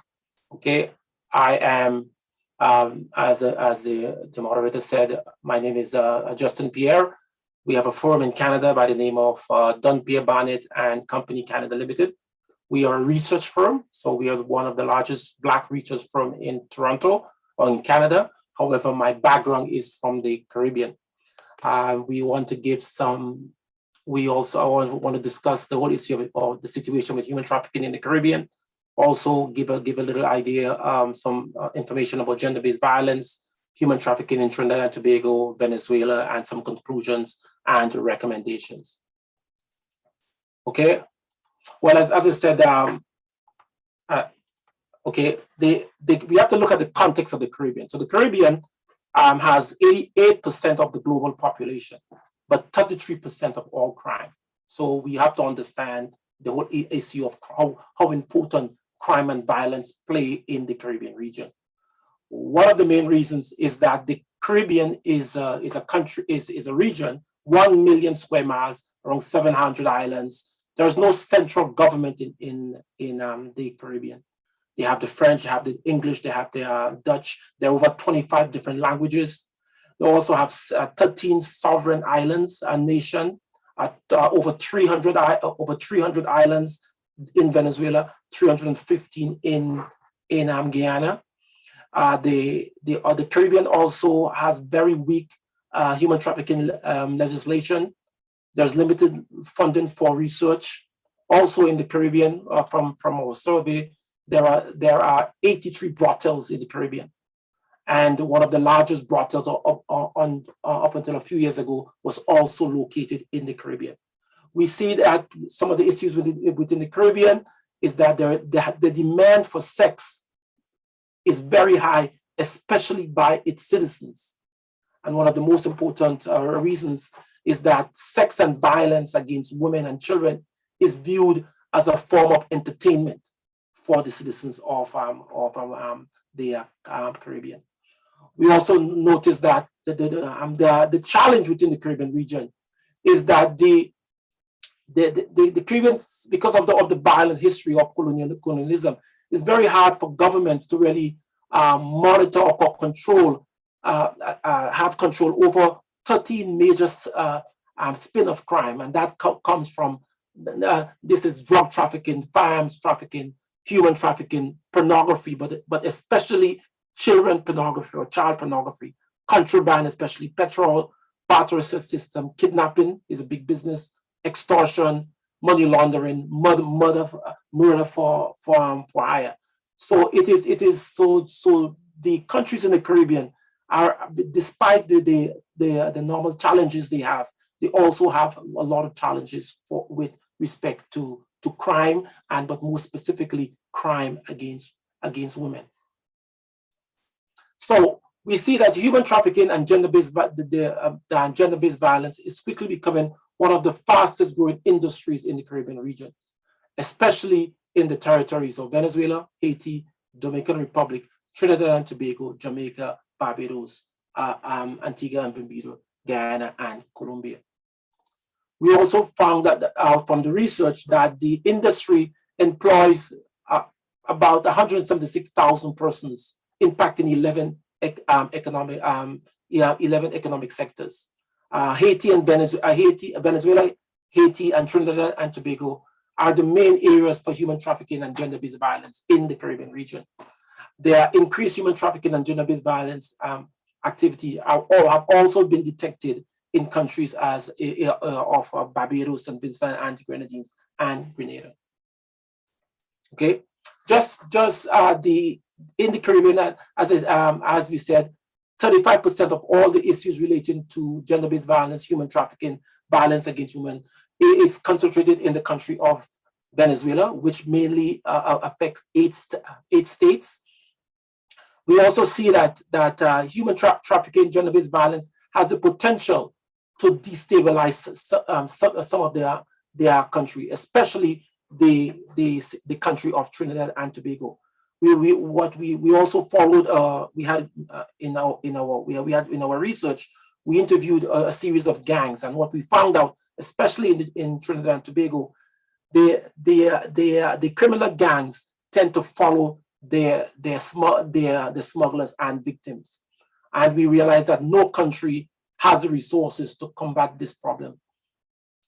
So what has happened? So how we managed to get these information? So over the last since 2016-17 to now, we have conducted about 3 large studies. The first study our firm was contracted by CARICOM to conduct a human trafficking survey in the countries of the Carrefour region, and we were fortunate to collect enormous data on many countries, including Mexico, Colombia, Nicaragua, Trinidad and Tobago, Venezuela, Guyana, Haiti, Dominican Republic. So we had a payload of data for us to come up with that kind of analysis. In fact, what we did, we had analyzed about 190 million data sets to come up with some of the conclusions we are making here.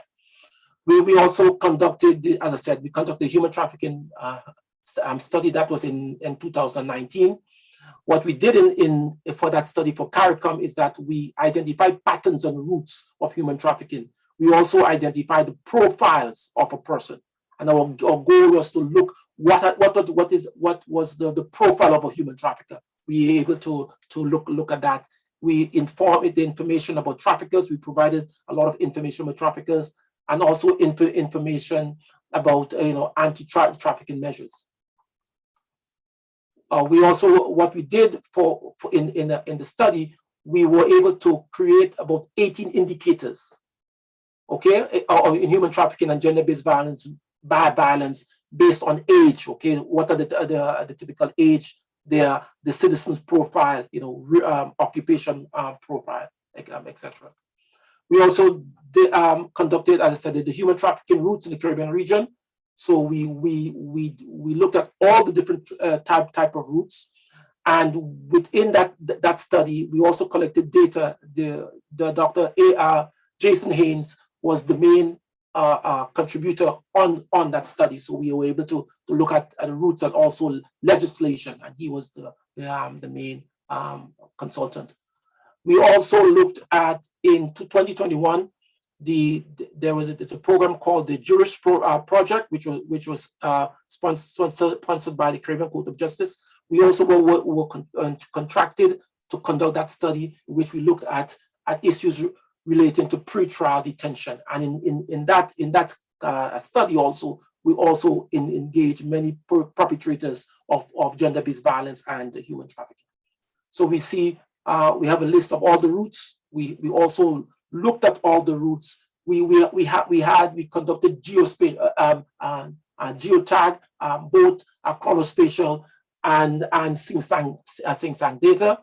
We also found out that most of the some of our study, we investigated the human trafficking from a predatory perspective. There were many studies on victims, but we said, no, let us look at what the predators do, the psychology of the predators. And our study really looked at who the predators are, what they do. And what we ended up doing in the study was to conduct a survey. And we found that we interviewed about 342 alleged human traffickers to fill out our study. And some of the main findings, as we said, in the main findings, human trafficking occur in most territories in the Caribbean region. We also found out that human trafficking is on the increase. We also found out that the epicenter of human trafficking is really in Venezuela. There are over 100,000 migrants and human traffickers and gender-based violence incidents occur in the Caribbean region. In fact, in one of our interviews, we interviewed a police officer, a 34-year-old police officer, who had impregnated 15 young women under the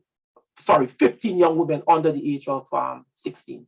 So the whole issue of we know that there is seriously a problem here. Some of the specific findings, we found out that some human traffickers and smugglers are also victims.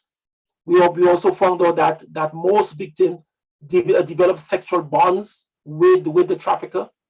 We also found out that human trafficking and these things are it's a male-dominated business.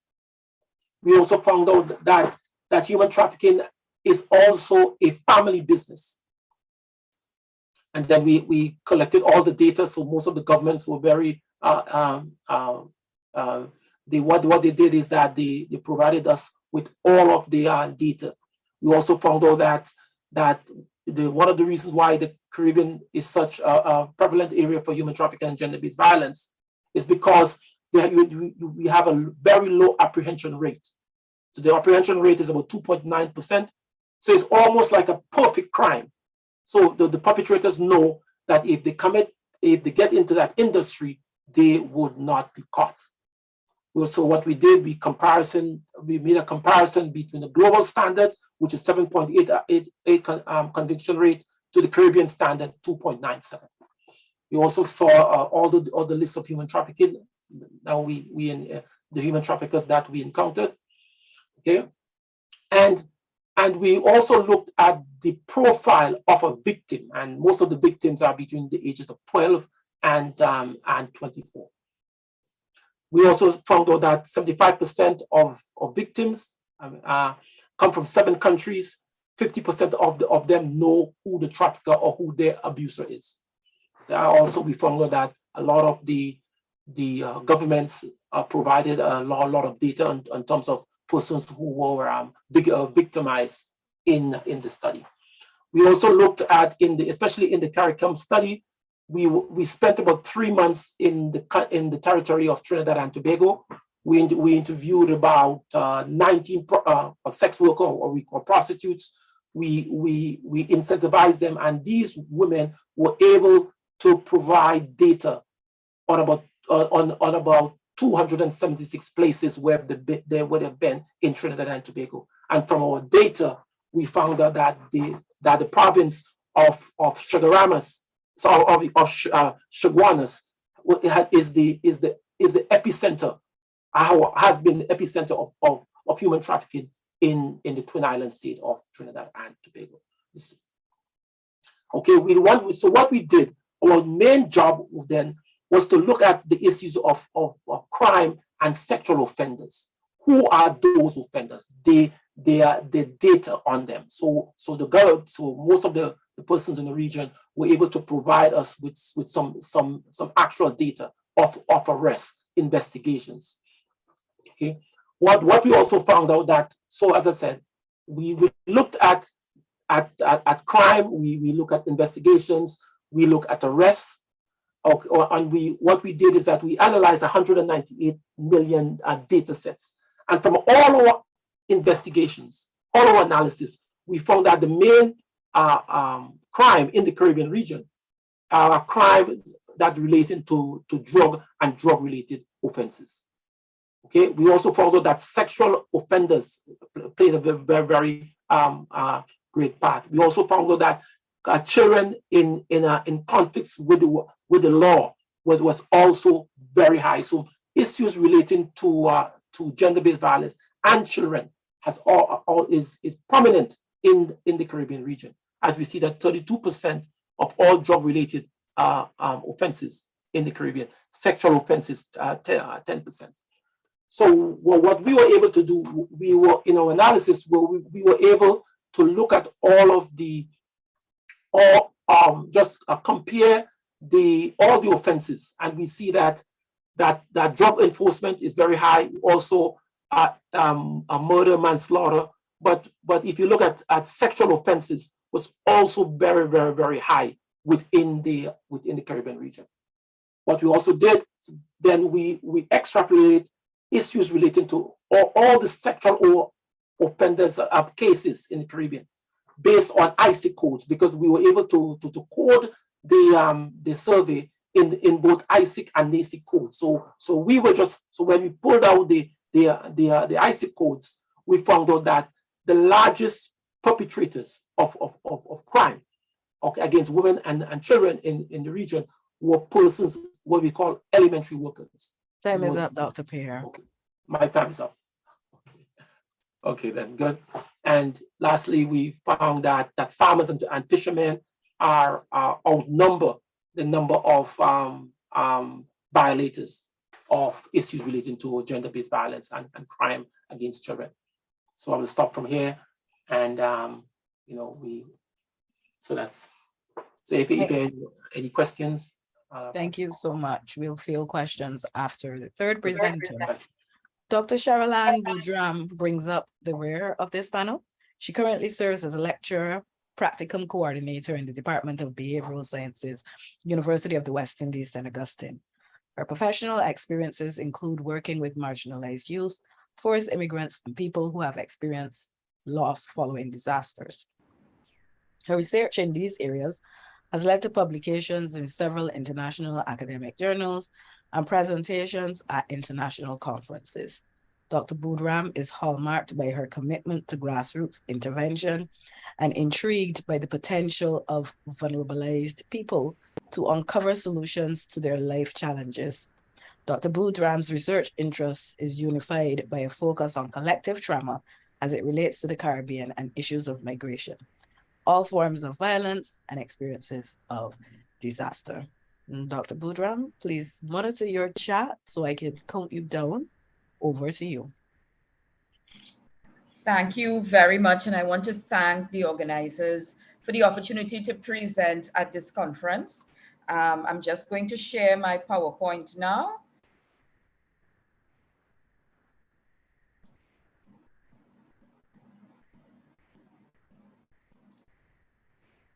And so if you'd indicate to me whether it's visible. Yes, we're seeing it. Okay, great. So again, I want to thank the organizers for allowing me the opportunity to present at this conference. My presentation today focuses on preliminary findings of ongoing research project on children on the move and their access to education in Trinidad and Tobago, with special reference to Venezuelan migrant children. And throughout the world, we are seeing increasing conflict and social, environmental, and political crises, which have increased the adversities facing many people. This has resulted in increasing numbers of migrants and refugees. And in the Caribbean region, we have also seen that the Venezuelan political, economic, and social crisis has resulted in the migration of massive numbers of Venezuelans throughout the region, and especially to Trinidad and Tobago. Upon arrival to Trinidad and Tobago, however, members of this population have experienced several challenges in integrating into society. And these challenges include access to education for their children. So if I can share the overview of my presentation. First, I'll contextualize children on the move in Trinidad and Tobago, discuss the problem statement which really fueled this ongoing research project. I'll talk about the research project itself very briefly, discuss the preliminary findings and some of the recommendations that have been coming out of the project so far. So in terms of contextualizing Venezuelan migration in Trinidad and Tobago, it's important for us to recognize that there has been historically movement of people between both countries, especially by boat from the southern peninsula of Trinidad to Venezuela and vice versa, in areas especially in those areas of Guerra, for instance, and Tucupita. And this movement had traditionally fostered small-scale trade between both states. However, since the Venezuelan crisis in 2016 or around 2016, this route, along with more conventional routes and other less conventional routes as well, have enabled the influx of migrants, refugees, and asylum seekers from Venezuela to Trinidad and Tobago. When we look at the trends, we see that if we're to contextualize it, that there have been conflicting reports regarding the number of Venezuelans living in Trinidad and Tobago. For example, a report by TEF in 2019 indicated that there were perhaps 40,000 Venezuelan migrants in the country. And according to the Response for Venezuelan platform at the end of 2019, there were around 23,400 Venezuelan refugees and migrants living in Trinidad and Tobago. And this number was projected or estimated to be around 33,400 by the end of 2020. Another report by the UNHCR records that as of March 31st, 2021, there were 17,106 Venezuelans registered with the UNHCR.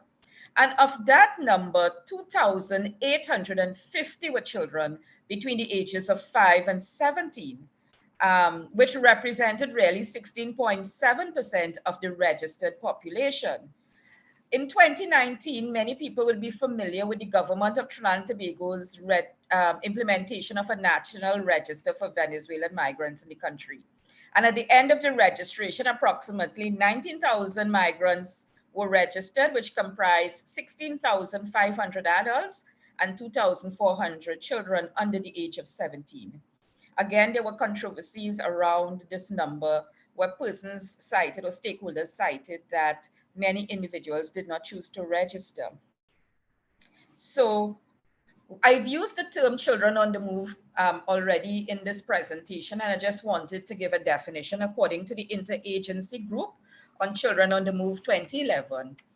Children on the move can be defined as children moving for a variety of reasons, voluntarily or involuntarily, within or between countries, with or without their parents or other primary caregivers, and whose movement, while it may open up opportunities, might also place them at risk or at an increased risk of economic or sexual exploitation, abuse, neglect, and violence. And that's the definition I will be using to define or to indicate children on the move in this research project. So a little bit about what was happening and the problem that emerged, which really stimulated the research and need for the research and my interest in the research, is that I recognize that a critical aspect of integration of children, of migrants or children on the move, involved education. So education builds community resilience and protects migrants and children on the move from becoming vulnerable to exploitation and other risks. And the right to education for all is enshrined in Article 29 of the Convention on the Rights of the Child, which underscores the duties of states to promote quality education for all, and which identifies key priorities. So inter alia, education of the child shall be directed to the development of respect for the child's parents, his or her own cultural identity, language, and values, for the national values of the country in which the child is living, the country from which he or she may originate, and for civilizations different from his or her own. And D says, the preparation of the child for responsible life in a free society in the spirit of understanding, peace, tolerance, equality of sexes, and friendship among all peoples, ethnic, national, and religious groups, and persons of indigenous origin.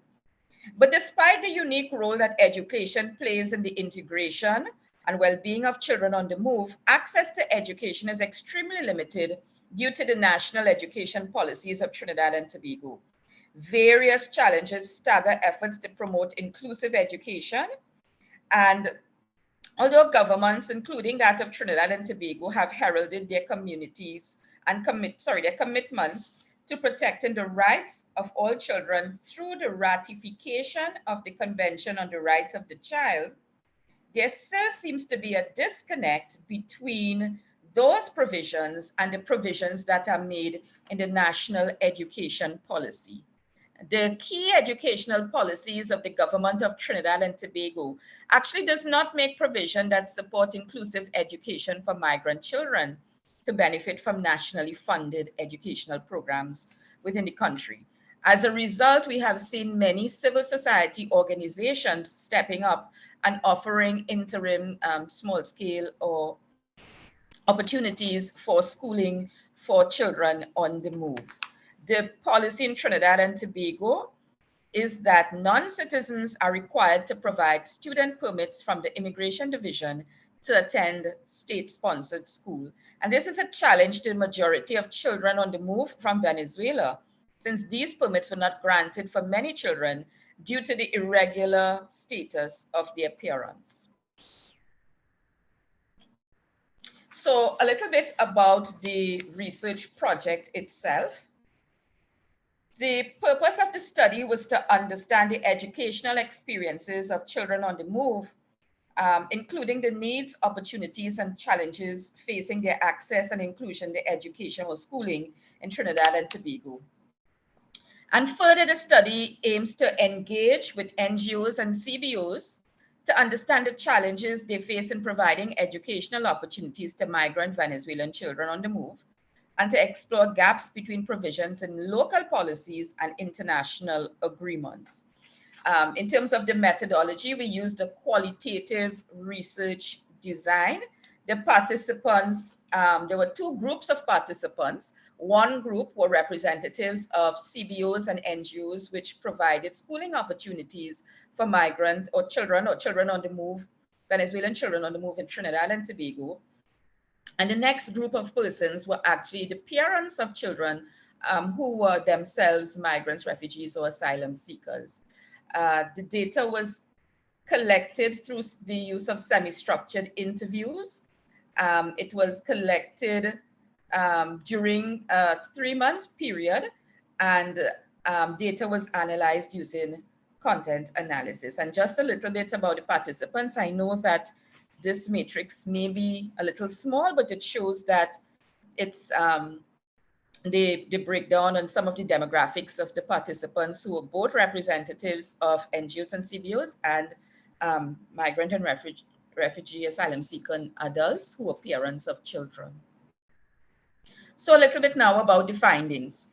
The first major finding for us is an understanding of the Venezuelan child on the move, and who is this child on the move. So we recognize in the study that this group of persons, children on the move, were not homogeneous, and there were various differences and diversity. Children may have been accompanied by their parents or guardians or by other adults in the journey from Venezuela to Trinidad and Tobago. Sometimes children were separated or alone, so they came as unaccompanied minors. And coming to Trinidad, they may have met or reconnected with family members or acquaintances. Some may have not. Children may have migrated using regular or irregular ways, regular ways going through the legal process of getting a visa or coming through regular means and through immigration. Irregular ways, the majority of children came through irregular means, coming through the use of boats and not going through the immigration process. Venezuelan children on the move included those children who entered the country regularly, but they overstayed their visa or their immigration time. and they ended up in an irregular situation in other ways. They may have experienced traumatic journeys. They may have been victims of child trafficking or would have gone through dangerous routes to get here. Migrant children also included those children born in host countries to migrant parents. So if a Venezuelan family came to Trinidad and had and a child was born, that child was still a child on the move because they did not take the nationality of the country of birth. Many of them were relocated without much preparation, and this had implications for their educational need and their access and preparation themselves for education. And there were different educational levels. Sometimes skills acquisition was not consistent with their age. Because of the crisis in Venezuela, there was also an educational crisis where children may not have been able to attend school, or schools were closed, or there was a lack of resources. So the child may not have gotten the skills acquisition that was consistent with their age because of their own challenges in Venezuela. So in terms of the educational needs, we found out about the educational needs of children, of the Venezuelan children on the move. One of the themes that were highlighted is the language and literacy needs for children. So what the study found out was that there was a critical need for migrant children to develop a working knowledge of English, which is the language of the country, the adopted country. According to participant 6, language and literacy training is important for migrant children, especially during the early period following their arrival. The absence of language and literacy training during the settlement period limited their ability to interact with other children who can speak English and widened the distance and differences between them. And those differences created chasms that have the potential for increasing misunderstandings and mistrust. And I wanted to highlight what one of the parents said. The parent said that my child said, I want to learn English so that I can defend myself from bullying by other children. And this also speaks to issues of xenophobia and mistrust and issues of integration amongst children on the move with local children. There was also a need for skills acquisition and cultural preservation. So according to one of the participants, she said, I want my son to learn skills so that he could be employed.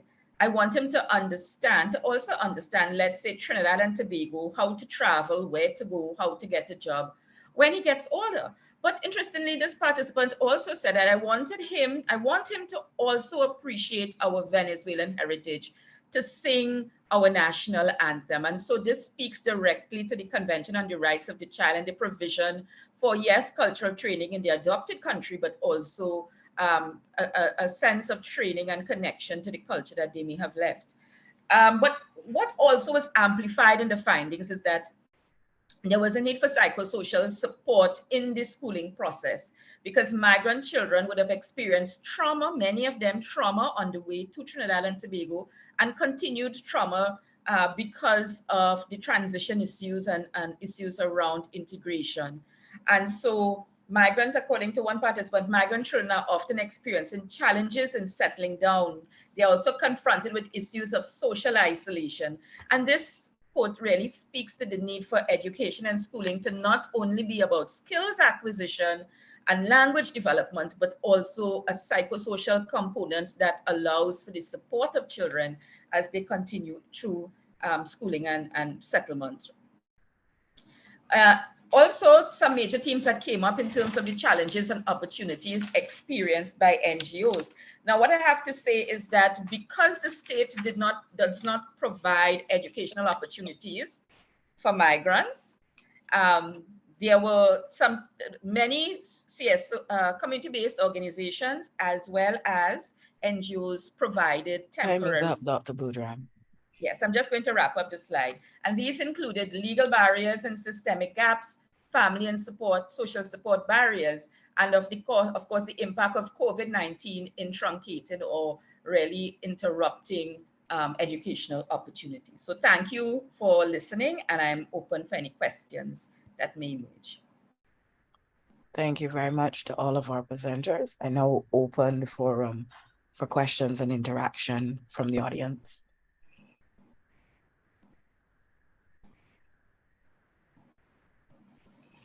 Are there any questions? There are questions in the chat. Okay, let me check that out.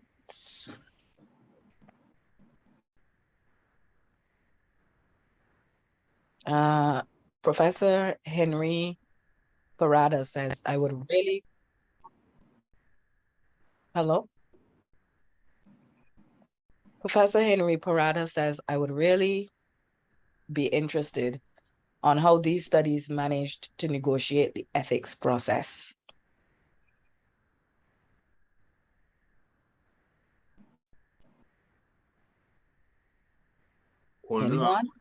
Although I'm wondering if that wasn't in response to the question before, which is one I posed. Okay. No, all right, so let me, sorry, no, go ahead. sorry, no. I'm really interested. Particularly those in trafficking people and all gender violence. How the colleague managed to negotiate the ethics protocol through the research process, because gender against women, trafficking and people are one of the most sensitive and delicate process that researchers face. I was just wondering. Thanks. Panelists?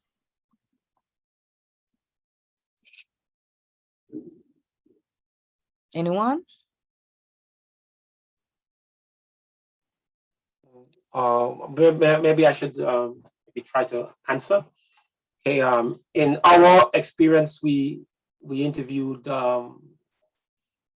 we have a specific methodology that is that we work in collaboration with one of the universities. So we have certain MOU with certain universities, and it's a simple process where we have the questions. Their questions are presented to the board, well, to the committee really, and the committee, you know, any questions, any challenges they have, any concerns, they will tell us, and we will try to minimize it, and obviously to ensure certain protocols are in place. And I said that I mean, we have done, I don't know, 40 studies recently. So we have that experience. So we have never had an issue of ethical issues. We just completed a psychosocial project for the government of St. Lucia, same procedure. So I think that, and it is, after you have that kind of certain experience, people tend to kind of understand that what the research that you will do will be in line with international protocols. So just follow up. So I am assuming that you work with the university and your studies were approved by the Board of Ethics of each of the university. The reason I'm asking you, because I'm green of envy that you managed to get that. And when I present my university, they gave me such a hard time, and they brought me to the board ethics and asked me a whole series of questions. So I was just wondering. Yeah. Well, for example, so like in let's say, for example, in the government, let's say in Jamaica now. So Jamaica has I think it's a project, a department in the Ministry of Health that can review ethical consideration. And if you are established as an established researcher firm, as I said, our firm, I mean, we have a lot, we tend to be a large firm. So we have certain procedures that we can now speak to and, kind of negotiate with some of the universities. And yeah, we've never really had a problem. The only challenge is that it takes a little longer than expected. So we need like a 3-month window in order for us to get these projects. So when we sign the contract with the client, we have to inform the client, hey, if ethical consideration would be required, and however, can we now preempt all our questions, all the questionnaires, things that we need, so that we can give it to the committee /board, and they now will be able to give us prior warning before we get into the field and interview some of the participants. Thank you very much for that. Dr. St. Bernard is asking, how do children featuring human trafficking activities in the Caribbean as operatives, as victims, in relation to motives for being operatives, factors precipitating victimization? Also, how does your organization vouch for the validity of claims made? I presume that this kind of work can be classified as dangerous and could affect data quality and hence the determinants of outcomes. Any comments? Nonetheless, some fascinating insights from Dr. Pierre and his colleagues. Well, this is a very, very important point, because sometimes, like for example, in the case of Trinidad, so we got the contract with the CARICOM, the EU project, large EU project to conduct this study in the CARIFORUM. So it was when we came in. I'm not from Trinidad, I'm from Toronto, but I have experience in, I was born in the island of Grenada, so at least I know Trinidad. My mom, uncles and stuff are from Trinidad. So when we went into the country, so normally we learn that methodology from our experience working with the Haitian migrants in the Turks and Caicos. So the English government, the British, the UK government, we won this project. And what we did, which we found very successful, whenever we go to a country, the first place we go is the church or the faith-based organization. So we tell them what we're doing, and they have the church or faith-based organization. They have the largest cross-section of the population. So the best sample, from our methodology, from the best sample you can get, if you want to, you get that sample within the church. And what we were able to do, interview some of the persons there and ask the question, hey, we're doing this study, do you know of any persons who might be victims or know somebody who working in that area? And in the case in Trinidad, we met this woman. She was like a born again Christian, but however, she knew someone who participated in that industry. And we asked her if we can meet her. She organized to meet her. What we did is that when we finished the interview, we asked her, do you know of any other persons? She knew about 3. We said, hey, we have something on. So what we did is that we incentivized them. Say, hey, you'll become a part of the study. Okay, what we would like you to do is to find out, we give you a list of questions, find out from your colleagues, who are all the persons or everywhere you've been in terms of brothel or restaurants so we gave them 3 months period, and they were able to collect a lot of data for us. We obviously had to validate some of their data, and that's how we managed to get some of that in-depth knowledge about what goes on in human trafficking in Trinidad and Tobago. So what we have done now is that we have adopted the faith-based organization methodology by first going to every faith-based organization, whether it be Christians, Muslims, Hindus, whatever faith-based, to tell them about our study to get the blessings of the imam or the pastor. Kate is asking, has there been any traction for policy or practice to come from this excellent data and research? If not, where would you like to see the changes made? Well, yes, we had, for example, as a result of our study, because we now, we have a team in Venezuela. So we have an active team, about 16 people in Venezuela that's on a payroll. So we collect a lot of data. And fortunately, what we were able to do was, we had an interview with most of the embassies, the Canadian embassy, the EU embassy, most of the embassies within the region. And we also met privately with the US State Department. So we were able to provide certain data on Venezuela in terms of routes, because most of our routes are geospatial tagged. We also, when we conducted the study, we spent 6 months on the ground in Venezuela. But an organization, what they did is that they volunteered 2,763 cell phones we were able to give these migrants.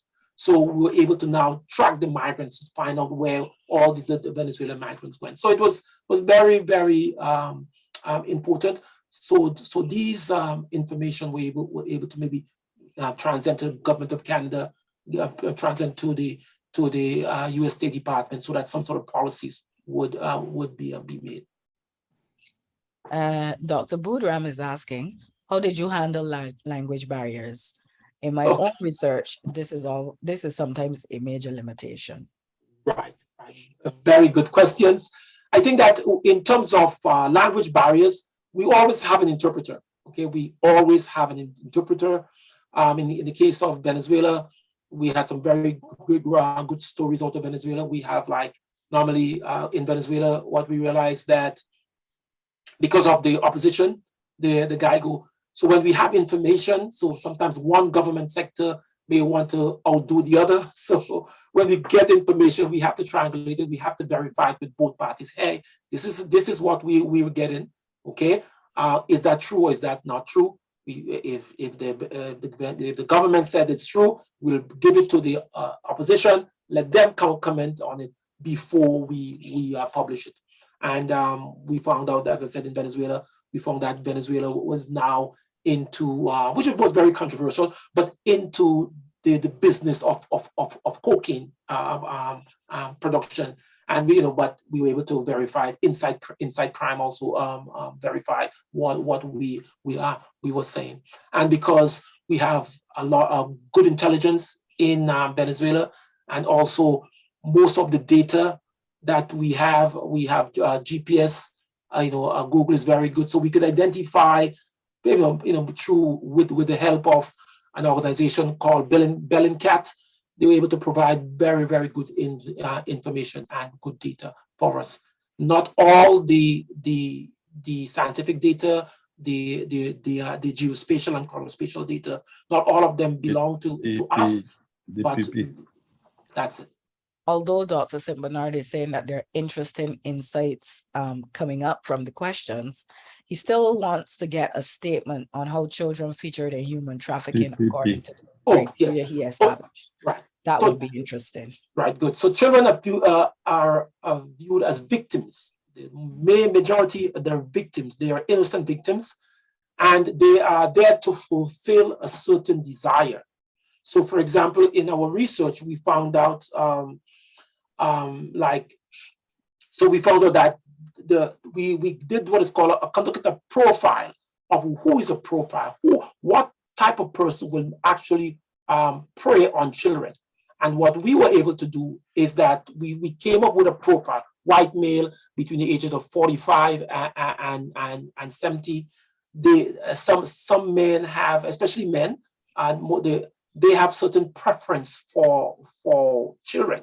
Okay, so for example, if let's say you are a pedophilia, you have certain preference. You may be hemophilias. Okay, that pedophilias are persons who prey on children under the age of 13. So hemophilias are persons who prey on children between the ages of 11 and 14. And ehemophilias are persons who prey on children like 15 to 19.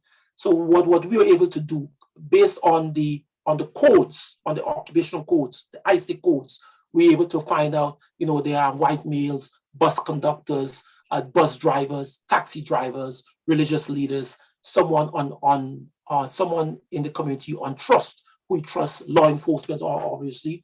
But with law enforcement, we specifically found out that private officers, okay, corporal or lower, are the main perpetrators. So these are mainly hemophilias and ehemophilias, where persons who have sexual relationship with what we call in the region school children. We also found out, which is very striking, the issue of fishermen and farmers. And almost every country, they are the outliers. They are the ones who are prosecuted or investigated the most and those who prey on young children. We also found out boat operators, nightclubs owners, restaurant owners, and they were the profile of all the persons in our research who were able to who we identified that preyed on women. And remember that we analyzed over 198 million data sets. So that's a lot of lots of data we analyzed. Thank you very much. And with that, ladies and gentlemen, I will bring this session as well as day one of this conference to a close. I think we had a very good day, a very productive day. Thank you for being here, and I look forward to seeing you tomorrow. Have a good evening.